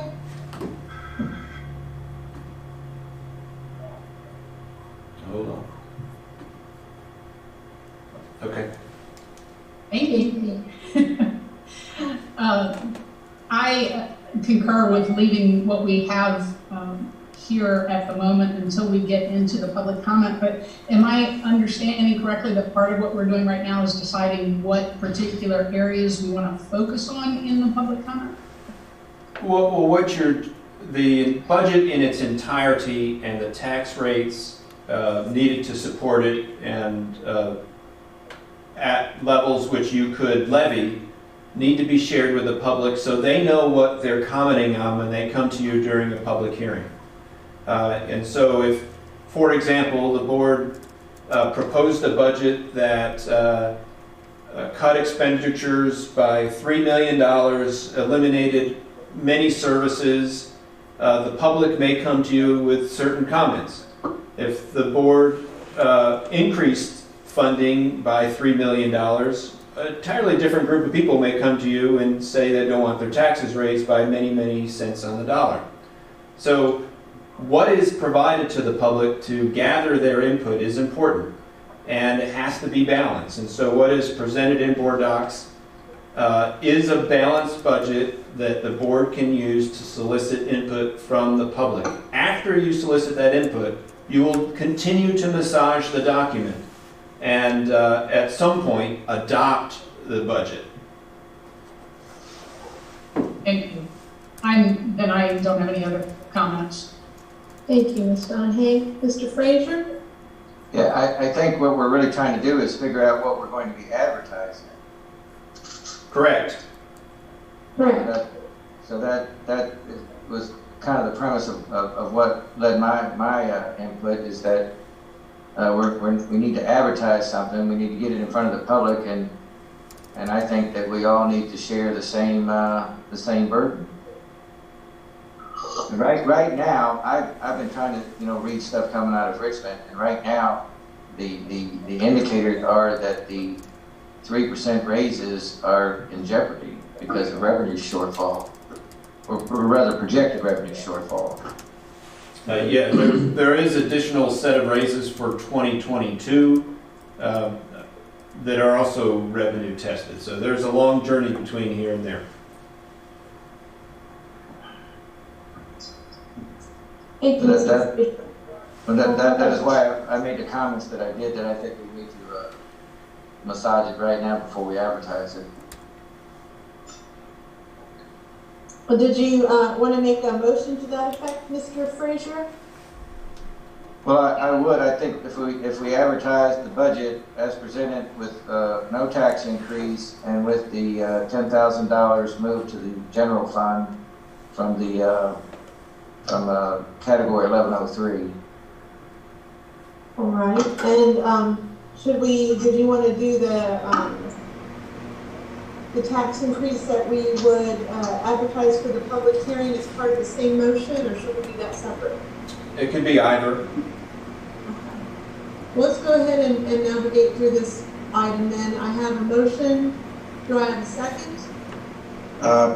Excuse me, I got interrupted by some phone calls coming in, so I did not hear Mr. Frazier's motion. Could you repeat that, please? My motion would be to advertise the budget as presented, this revised budget by Mr. Curry, with the provision that we move I think it's $9,100 from line category 1103 and move that to the general fund and advertise it with no tax increase. By general fund, I assume you mean the amount that would otherwise need to be pulled from the general fund balance? Yes. Okay.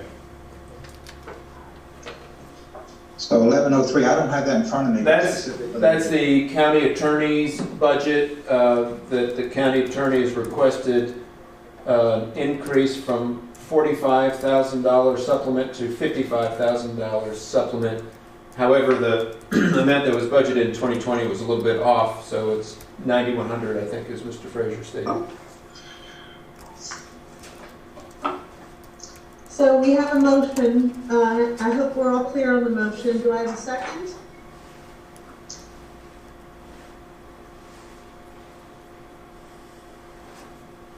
Let me make sure people are unmuted.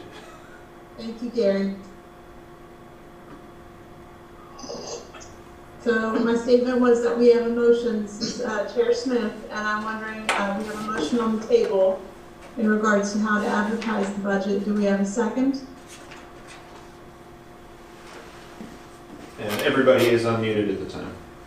Thank you, Gary. It would appear that the motion would fail for lack of a second.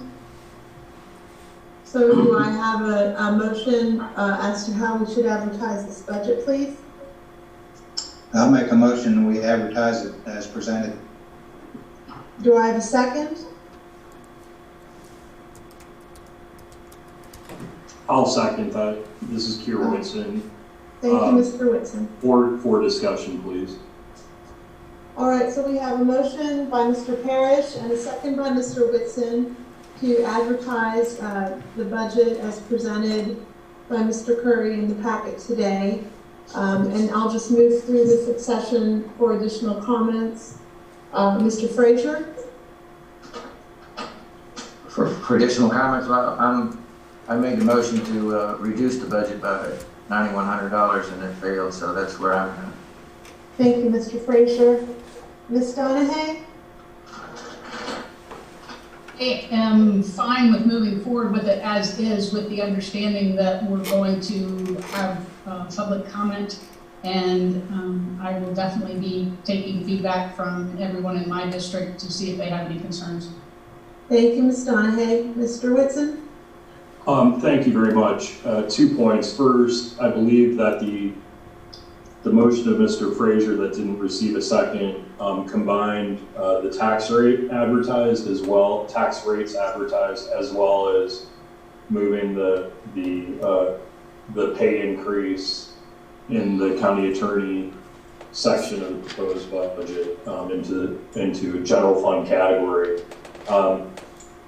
I would only say that we should, one, perhaps consider a bifurcated vote, so that we vote separately on the tax increase and then separately on this question that has now been discussed regarding the single request for a pay increase in the current proposed budget. So that would be one comment. My second comment is I'm under the current situation we're all in, I'm highly sensitive to the fact that we all have to hunker down. I personally don't expect I'll be getting any pay increases soon. So my reluctance to second Mr. Frazier's motion is in no way an indication that I've lost sight of that. I simply want to be efficient here and move forward so that we can get into a public input period in the budget process. So I'm by no means suggesting that I'm supporting any pay increases at this time. I also am not supporting any tax increases at this time, which is why I think we should structure these motions in a bifurcated way. So those are my comments. Thank you, Mr. Whitson. Mr. Parrish? Yeah, I just want to be cognizant of the fact that this is just a projected budget. It's usually not what ends up being the final budget. That's what counts, is what we vote on in the end. Thank you, Mr. Is the important thing. This is just a method to move forward. Thank you, Mr. Parrish, and I apologize. I think there was some buffering there, and I did not mean to interrupt you. Mr. Curry, can you remind me of where we are in terms of, we probably need a motion for what to advertise, is that correct? That is correct. So you have a motion right now on the table to advertise as presented by Mr. Parrish, seconded by Mr. Whitson. I will say that at the end of the day, when you adopt a budget, it includes language in the appropriation for things like the revenue anticipated that we will receive for the schools from the state, that their appropriation is contingent on that revenue. And so should a revenue reforecast at the state happen and funding not be passed through for raises, then you're not obligated to appropriate the full amount. You would be only responsible for the full amount less what was shorted by the state. So we do cover ourselves for that at the end of the day with your appropriation and budget language. Thank you, Mr. Curry. And in regards to the motion and the second that are on the table, do they include, to my recollection, they don't include the advertising the increase? I believe, So we could be, yeah, I believe it's only the budget. okay. Okay, I understand us as well. Thank you very much. All right, So- and this is Kier Whitson, so that takes care. Sorry, I apologize for that. So if it's the budget itself and not the advertising increases, I withdraw my comment on the bifurcated motions. Thank you, Mr. Whitson. Or the need for them. I think this virtual medium presents certain challenges, and I think everyone, as we move through them, for staying on board as best we can. So we have a motion and a second. Mr. Parrish, Aye. Ms. Donahue, Aye. Mr. Whitson, Aye. Mr. Frazier. Nay. I also. That takes us to the tax rate to advertise for the public hearing in regards to the budget. And just for the sake of simplicity, I will make a motion that we recommend advertising the 2-cent increase, even though we are hopeful that we can navigate this with Mr. Curry's budget that no increase is needed. And I'll second it. thank you, Mr. Parrish.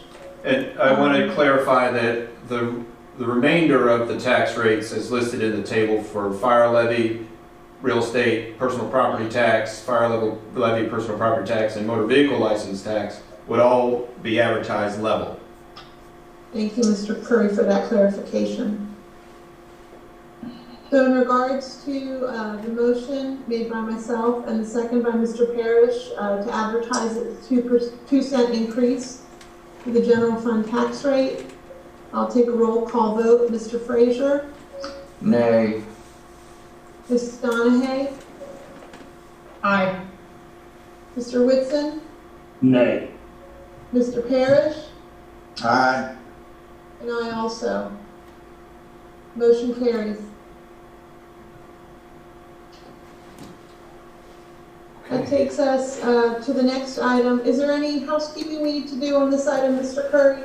No, ma'am, but I will go back to the change log table and insert the school item that I inadvertently left out just for clarity going forward if we look back, and so citizens look at that, they understand. While it's in the budget, it just missed out on that table. Thank you. I appreciate that as well. That takes us to the next item on the agenda, item D2, the board budget meeting schedule reminder. Mr. Curry, if you could walk us through that, please. Yes, the schedule remains the same right now, and the importance of today's actions on the budget is related to our newspaper cycle and the fact that our budget public hearing is scheduled for April 20th. It must be advertised 7 days in advance, so that means I will need to get the budget and tax rate documentation to the newspaper next week before they go to press. It remains my plan to move forward with the established schedule and plan to hold that public hearing on the 20th. However, given the circumstances, it would have to be held electronically, and in the advertisement, we would very plainly provide to the public that their public comment can be provided to the county in multiple ways. In written hard copy form delivered to my office by date certain, in email form delivered to my office at the admin at Rappahannock County VA.gov, by telephone call that's transcribed at my office by date certain, and then lastly that we may be able to solicit input through our online meeting process. Although, and I continue to stress may, because we never know when the technological support may fail us at the last minute. And so if people really want to have their input provided, they should do so in advance. If the documents are provided in advance, there's no reason why that should not be a viable method, and it would be in keeping with our emergency ordinance. So the next step would be the 20th public hearing, followed by work sessions available for the board, either special dates, the 27th, or on the day of your regular meeting, May 4th, then May 11th, May 13th, all those dates falling before the statutory date by which you must adopt the school budget, unless things change by the governor, which is May 15th. In the last 2 years, the board has balanced the entire budget and adopted the entire budget prior to May 15th. That is helpful. The earlier you can adopt your budget, the earlier Commissioner of Revenue and Treasurer can jump on their work to get the tax bills out, which means the earlier people can start paying taxes, and some do pay as soon as they get the statement, their invoice, and that helps our cash flow perspective, which may be very important in the coming year, even though we have a considerable fund balance to help us in times of uncertain revenue. Happy to add anything else. Thank you, Mr. Curry. So I just wanted to pose the question for the April 20th meeting then. We do have the capability to hold a public hearing using the technology that we have available? Yes, and so you must receive comment from the public, and part of your emergency ordinance states that there may be multiple ways you do that, as I just noted. It is my intent to receive feedback from those that would participate in the Zoom meeting, and we'll see how that goes in a little bit when we get to public comment. But strongly encourage people to provide their questions in advance that would be read into the record by myself or somebody else during the public hearing. Thank you, Mr. Curry. At this point, if we could just open everyone's mics for a moment in case anyone else has any questions, please. You mean board members? Yes, please. Yeah. Chair, this is Debbie. I do know that there's been an effort in the county to find areas where people with poor internet capability could actually go in their vehicles and sit in their vehicle and have good service. I know Xfinity opened up theirs with no login required. I would recommend that we do something to let folks know that may not be able to do this from home where the locations are available that they could actually sit in and take part in this very important process. Yes, the schools is working on that. I see Dr. Grimsley is listening to us, and I can work with her and her staff, collaborate to make sure the word gets out broadly, that where citizens can find available free public Wi-Fi. Thank you. Does anyone have anything additional for this agenda item?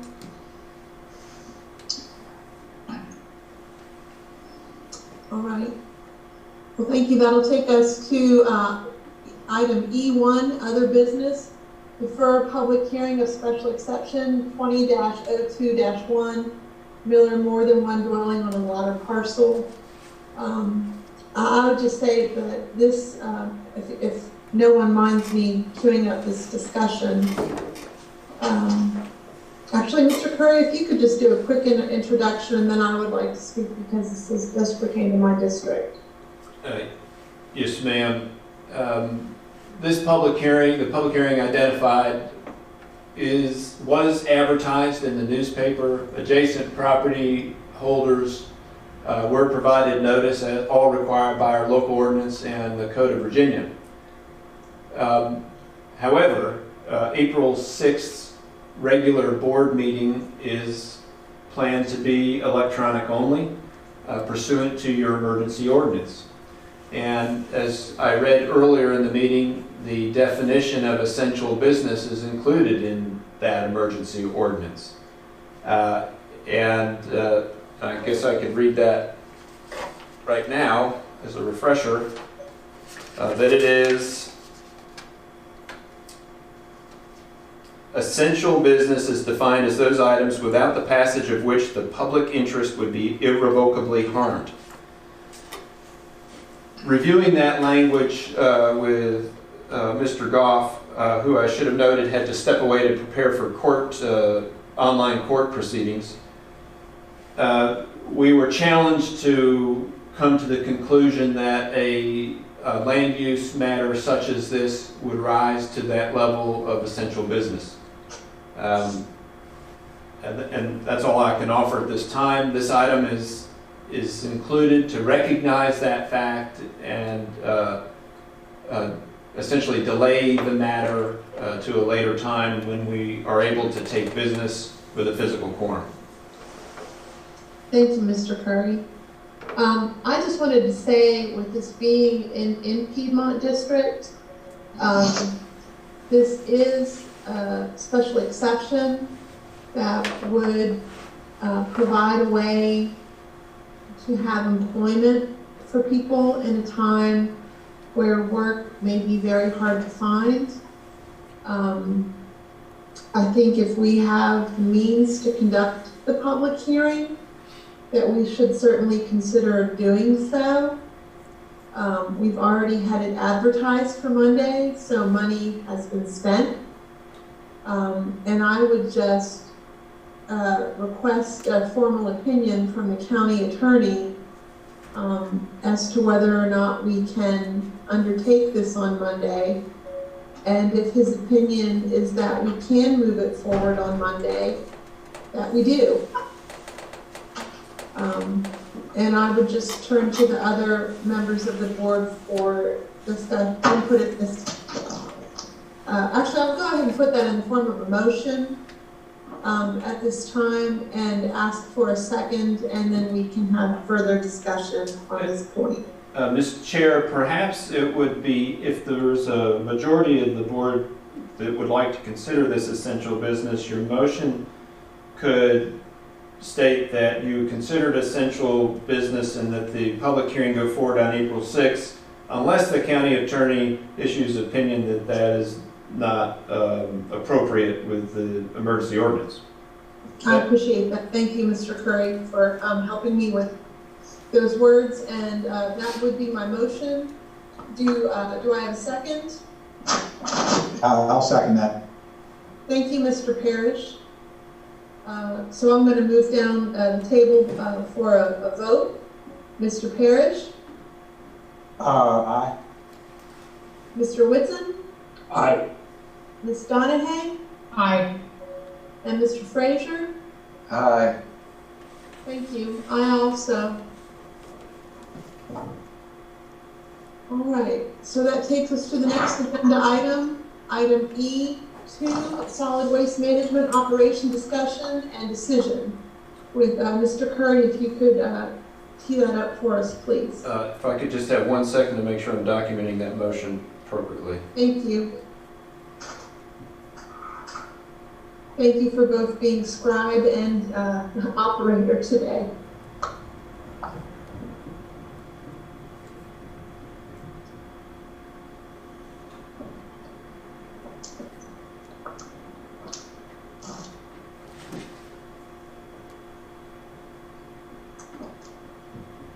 Okay, as the board is aware and citizens are quite aware, operations at our refuse and recycling centers have been in a non-standard format for some time. And the Board of Supervisors of Rappahannock, Board of Supervisors of Page County both agreed to the terms of a new agreement through which Page County staff will pick up and haul our waste and recyclables back to Page, where the recyclables will be sorted, baled, and sent for revenue recuperation, and refuse will be landfilled in their landfill. That is done and signed by all parties as of last week.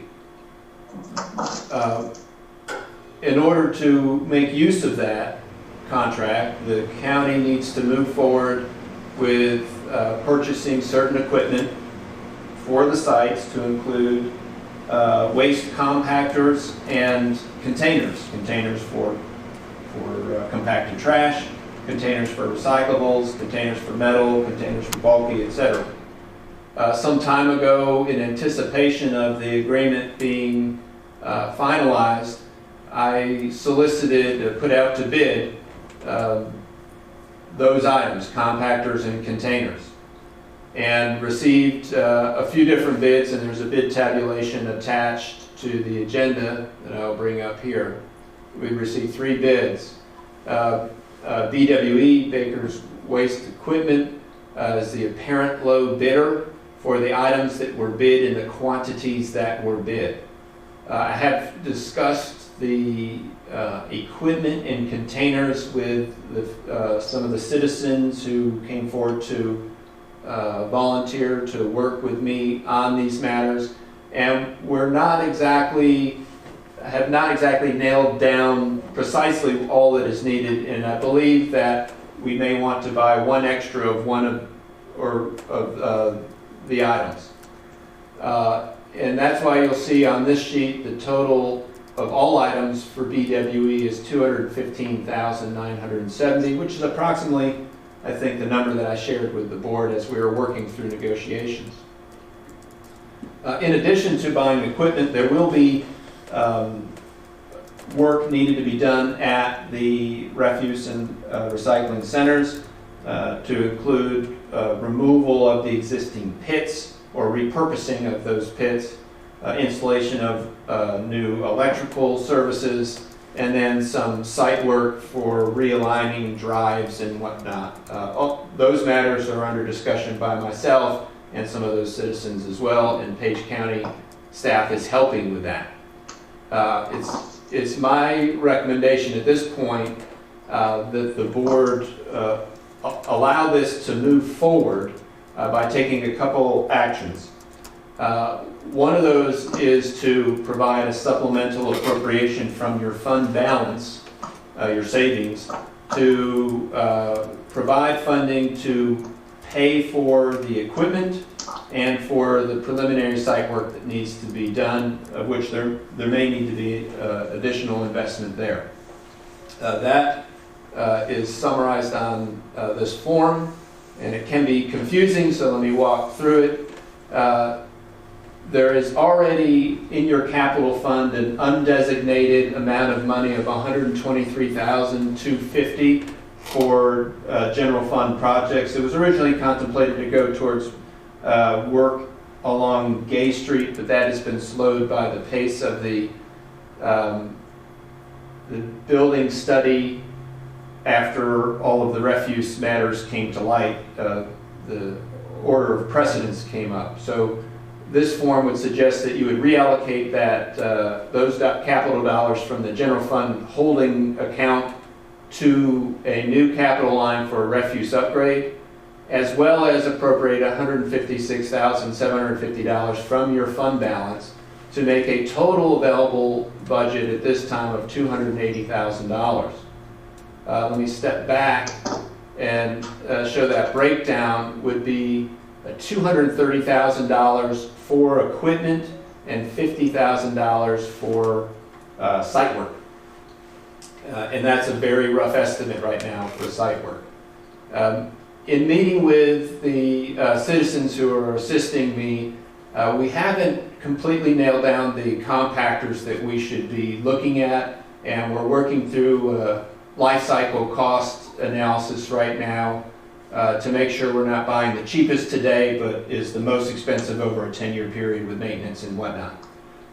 So I am seeking approval from the board for the supplemental appropriation, but I would also like the award approval to BWE for up to $230,000, understanding that we may choose to back up and solicit bids from some others for different types of compactors and that also decision may be made based on the availability. There may be some that's on the shelf and can be shipped right away, and we think we have a solution for Flatwood that as soon as we can get compactors to the site, we could quickly pivot to a new way of managing the site that would be much better for the community. So I know I've said a lot and it could be confusing, and I'm happy to answer any questions. Thank you, Mr. Curry. Is everyone's mic open? And I think that way we could just have a comment on this. Yes, now all board members' mics are open. Thank you. Mr. Parrish, did you have any questions or concerns about this? No, I don't. I think that the sooner we get through with this, the better. And so I'm in favor of what's presented here. Thank you. Mr. Whitson, did you have any additional concerns?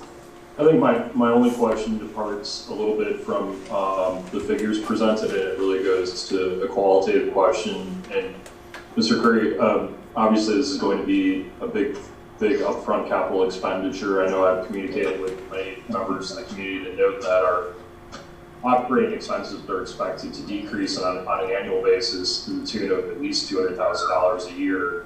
So as people look at these numbers, I think there's some shock factor there, where we're talking about possibly $200,000 to $230,000 upfront capital expenditures. But just wanted to emphasize for the public's benefit that those capital expenditures should be recouped in the form of annual savings right off the bat.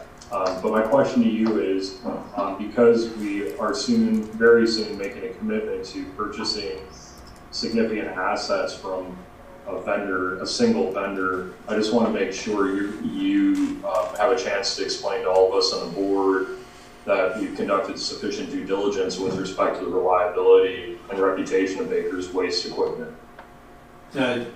Yes, thank you. Of course, it was all procured through proper state and local laws, so that's important. But the vendor comes highly recommended by our partners in Page County, who've used their equipment in the past and believes it is suitable. The containers themselves, they're pretty standard when with the bid documents, fixed the thickness of the material and some very specifics on the rollers and different matters like that and how they're finished. And so the bids were apples to apples on that front. It's not the Cadillac, but it's also not the Yugo. The compactors, that's a much different discussion, and there's some very significantly different technology available, whether you use a hydraulic ram, which is a large percentage of the sites that you see, there's a hydraulic ram that pushes the waste into the container through multiple cycles. The other technology is through an auger technology, which are able to generally take larger pieces of waste and break them up. For example, a couch, whereas a ram may not efficiently do that. They tend to be more expensive up front, but may last longer. And so they also tend to require greater draw of power. And we only have the ability to have bigger than a 10 horsepower motor at Flatwood because of availability to 10 horsepower or to 3-phase power.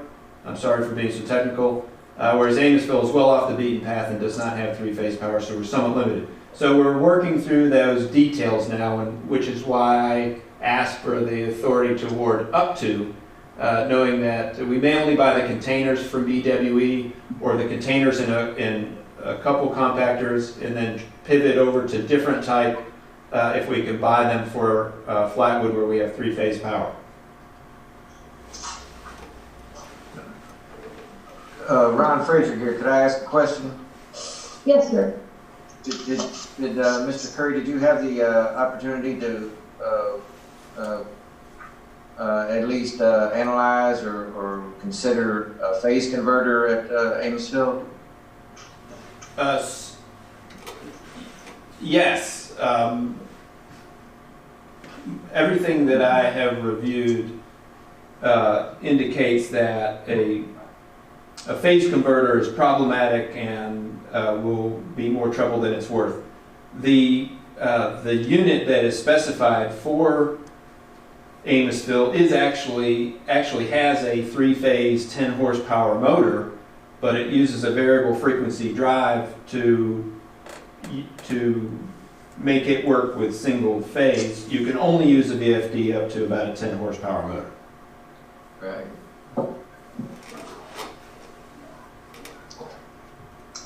Any other questions or concerns in regard to the action that we're to take on this today? Madam Chair, this is Keir Whitson. One thing I wanted to add, especially for the public's benefit, our current vendor update in recent months has taken a lot of hits because of the appearance of the Flatwood and Amosville sites. And I just want to emphasize that, in fact, Updike has really been doing as much as possible to work with us to provide an interim solution by way of these roll-off containers to help us survive this transition into a permanent and much better solution for the consumer. So I just wanted to take the opportunity to thank Updike, and particularly Carl Thornhill, who's been spearheading the effort to move these roll-off containers in and out as possible. It's not ideal for them, it's not ideal for us. Certainly it's a cost to the county to use this interim solution, and not an insignificant one, but I just want to make sure we all understand that Updike has been working as hard as possible to help us during this transition period. So I just wanted to add that to the discussion. Thank you, Mr. Whitson, and that is a good point. And we have collaborated with them for a long time on these refuse stations, and we really do appreciate, with the unanticipated circumstances that we faced with the pits not being able to be used anymore. It's not been an ideal temporary situation, but it has been something that we have been able to make work.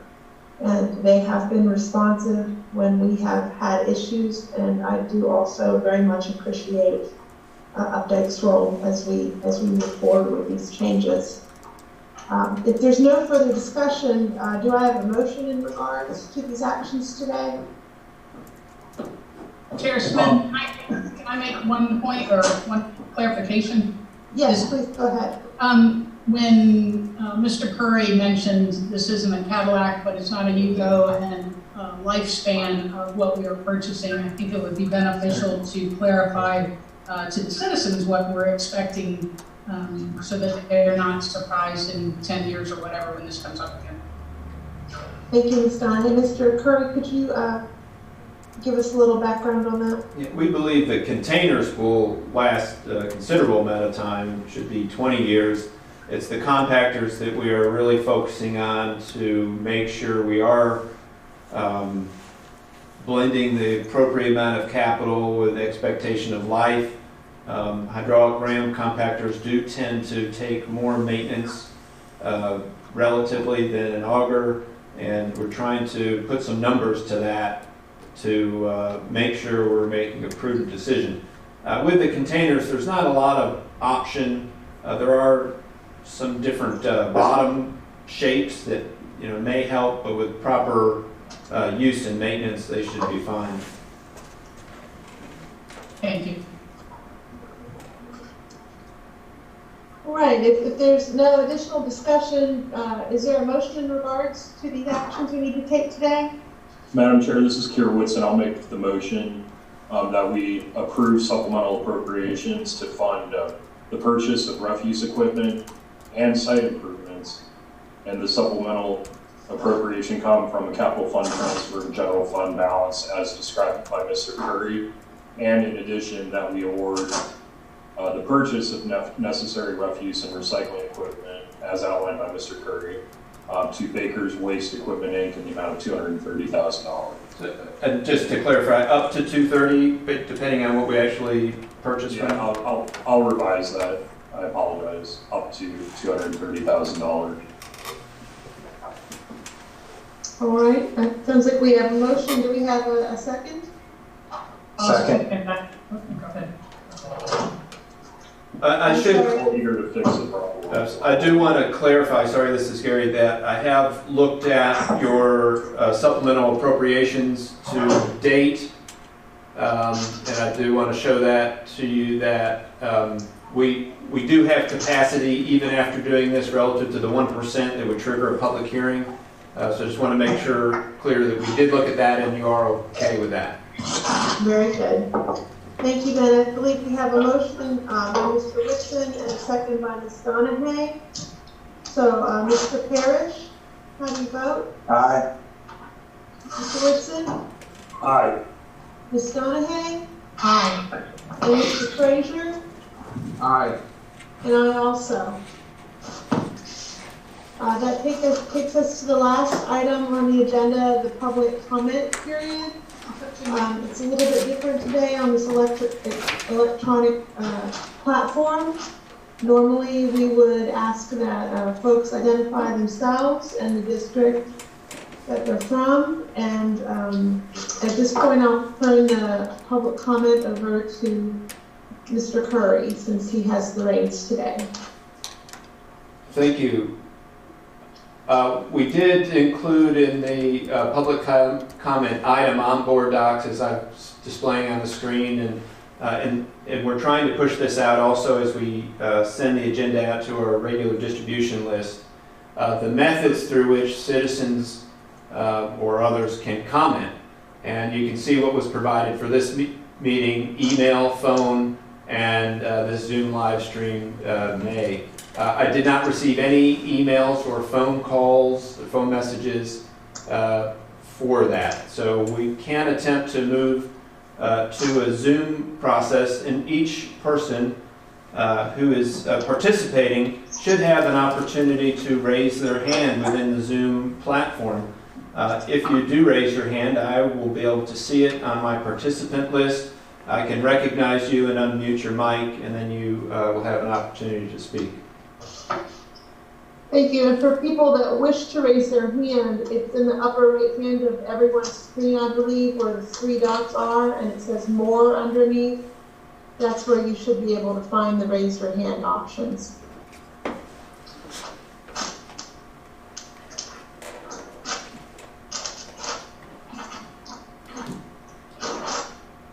So at this point, if there's anyone that would like to participate via the Zoom platform, please raise your hand.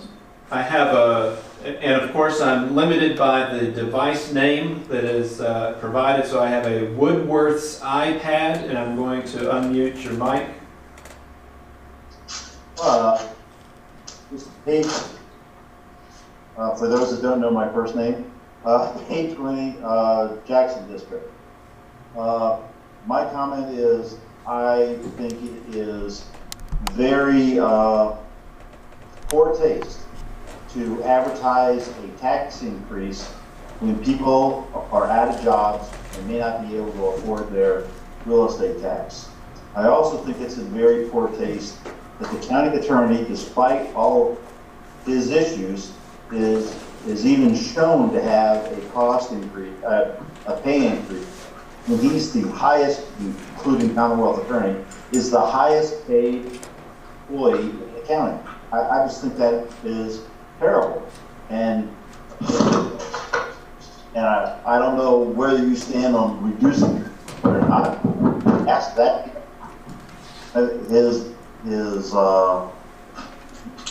advice Monday was absolutely wrong. He obviously hadn't even read the Attorney General's opinion. But I just think that I disagree with how you voted today, and I think that should have been moved as Mr. Frazier recommended, and I don't think you should advertise a tax increase. If everyone else is covering, just tighten your belt. We're just going to have to take something out. Thank you very much for your time. Thank you, Mr. Glennie. Anyone else wishing to speak, please use the three dots in the upper right-hand corner where the raised hand option is. I have no other raised hands.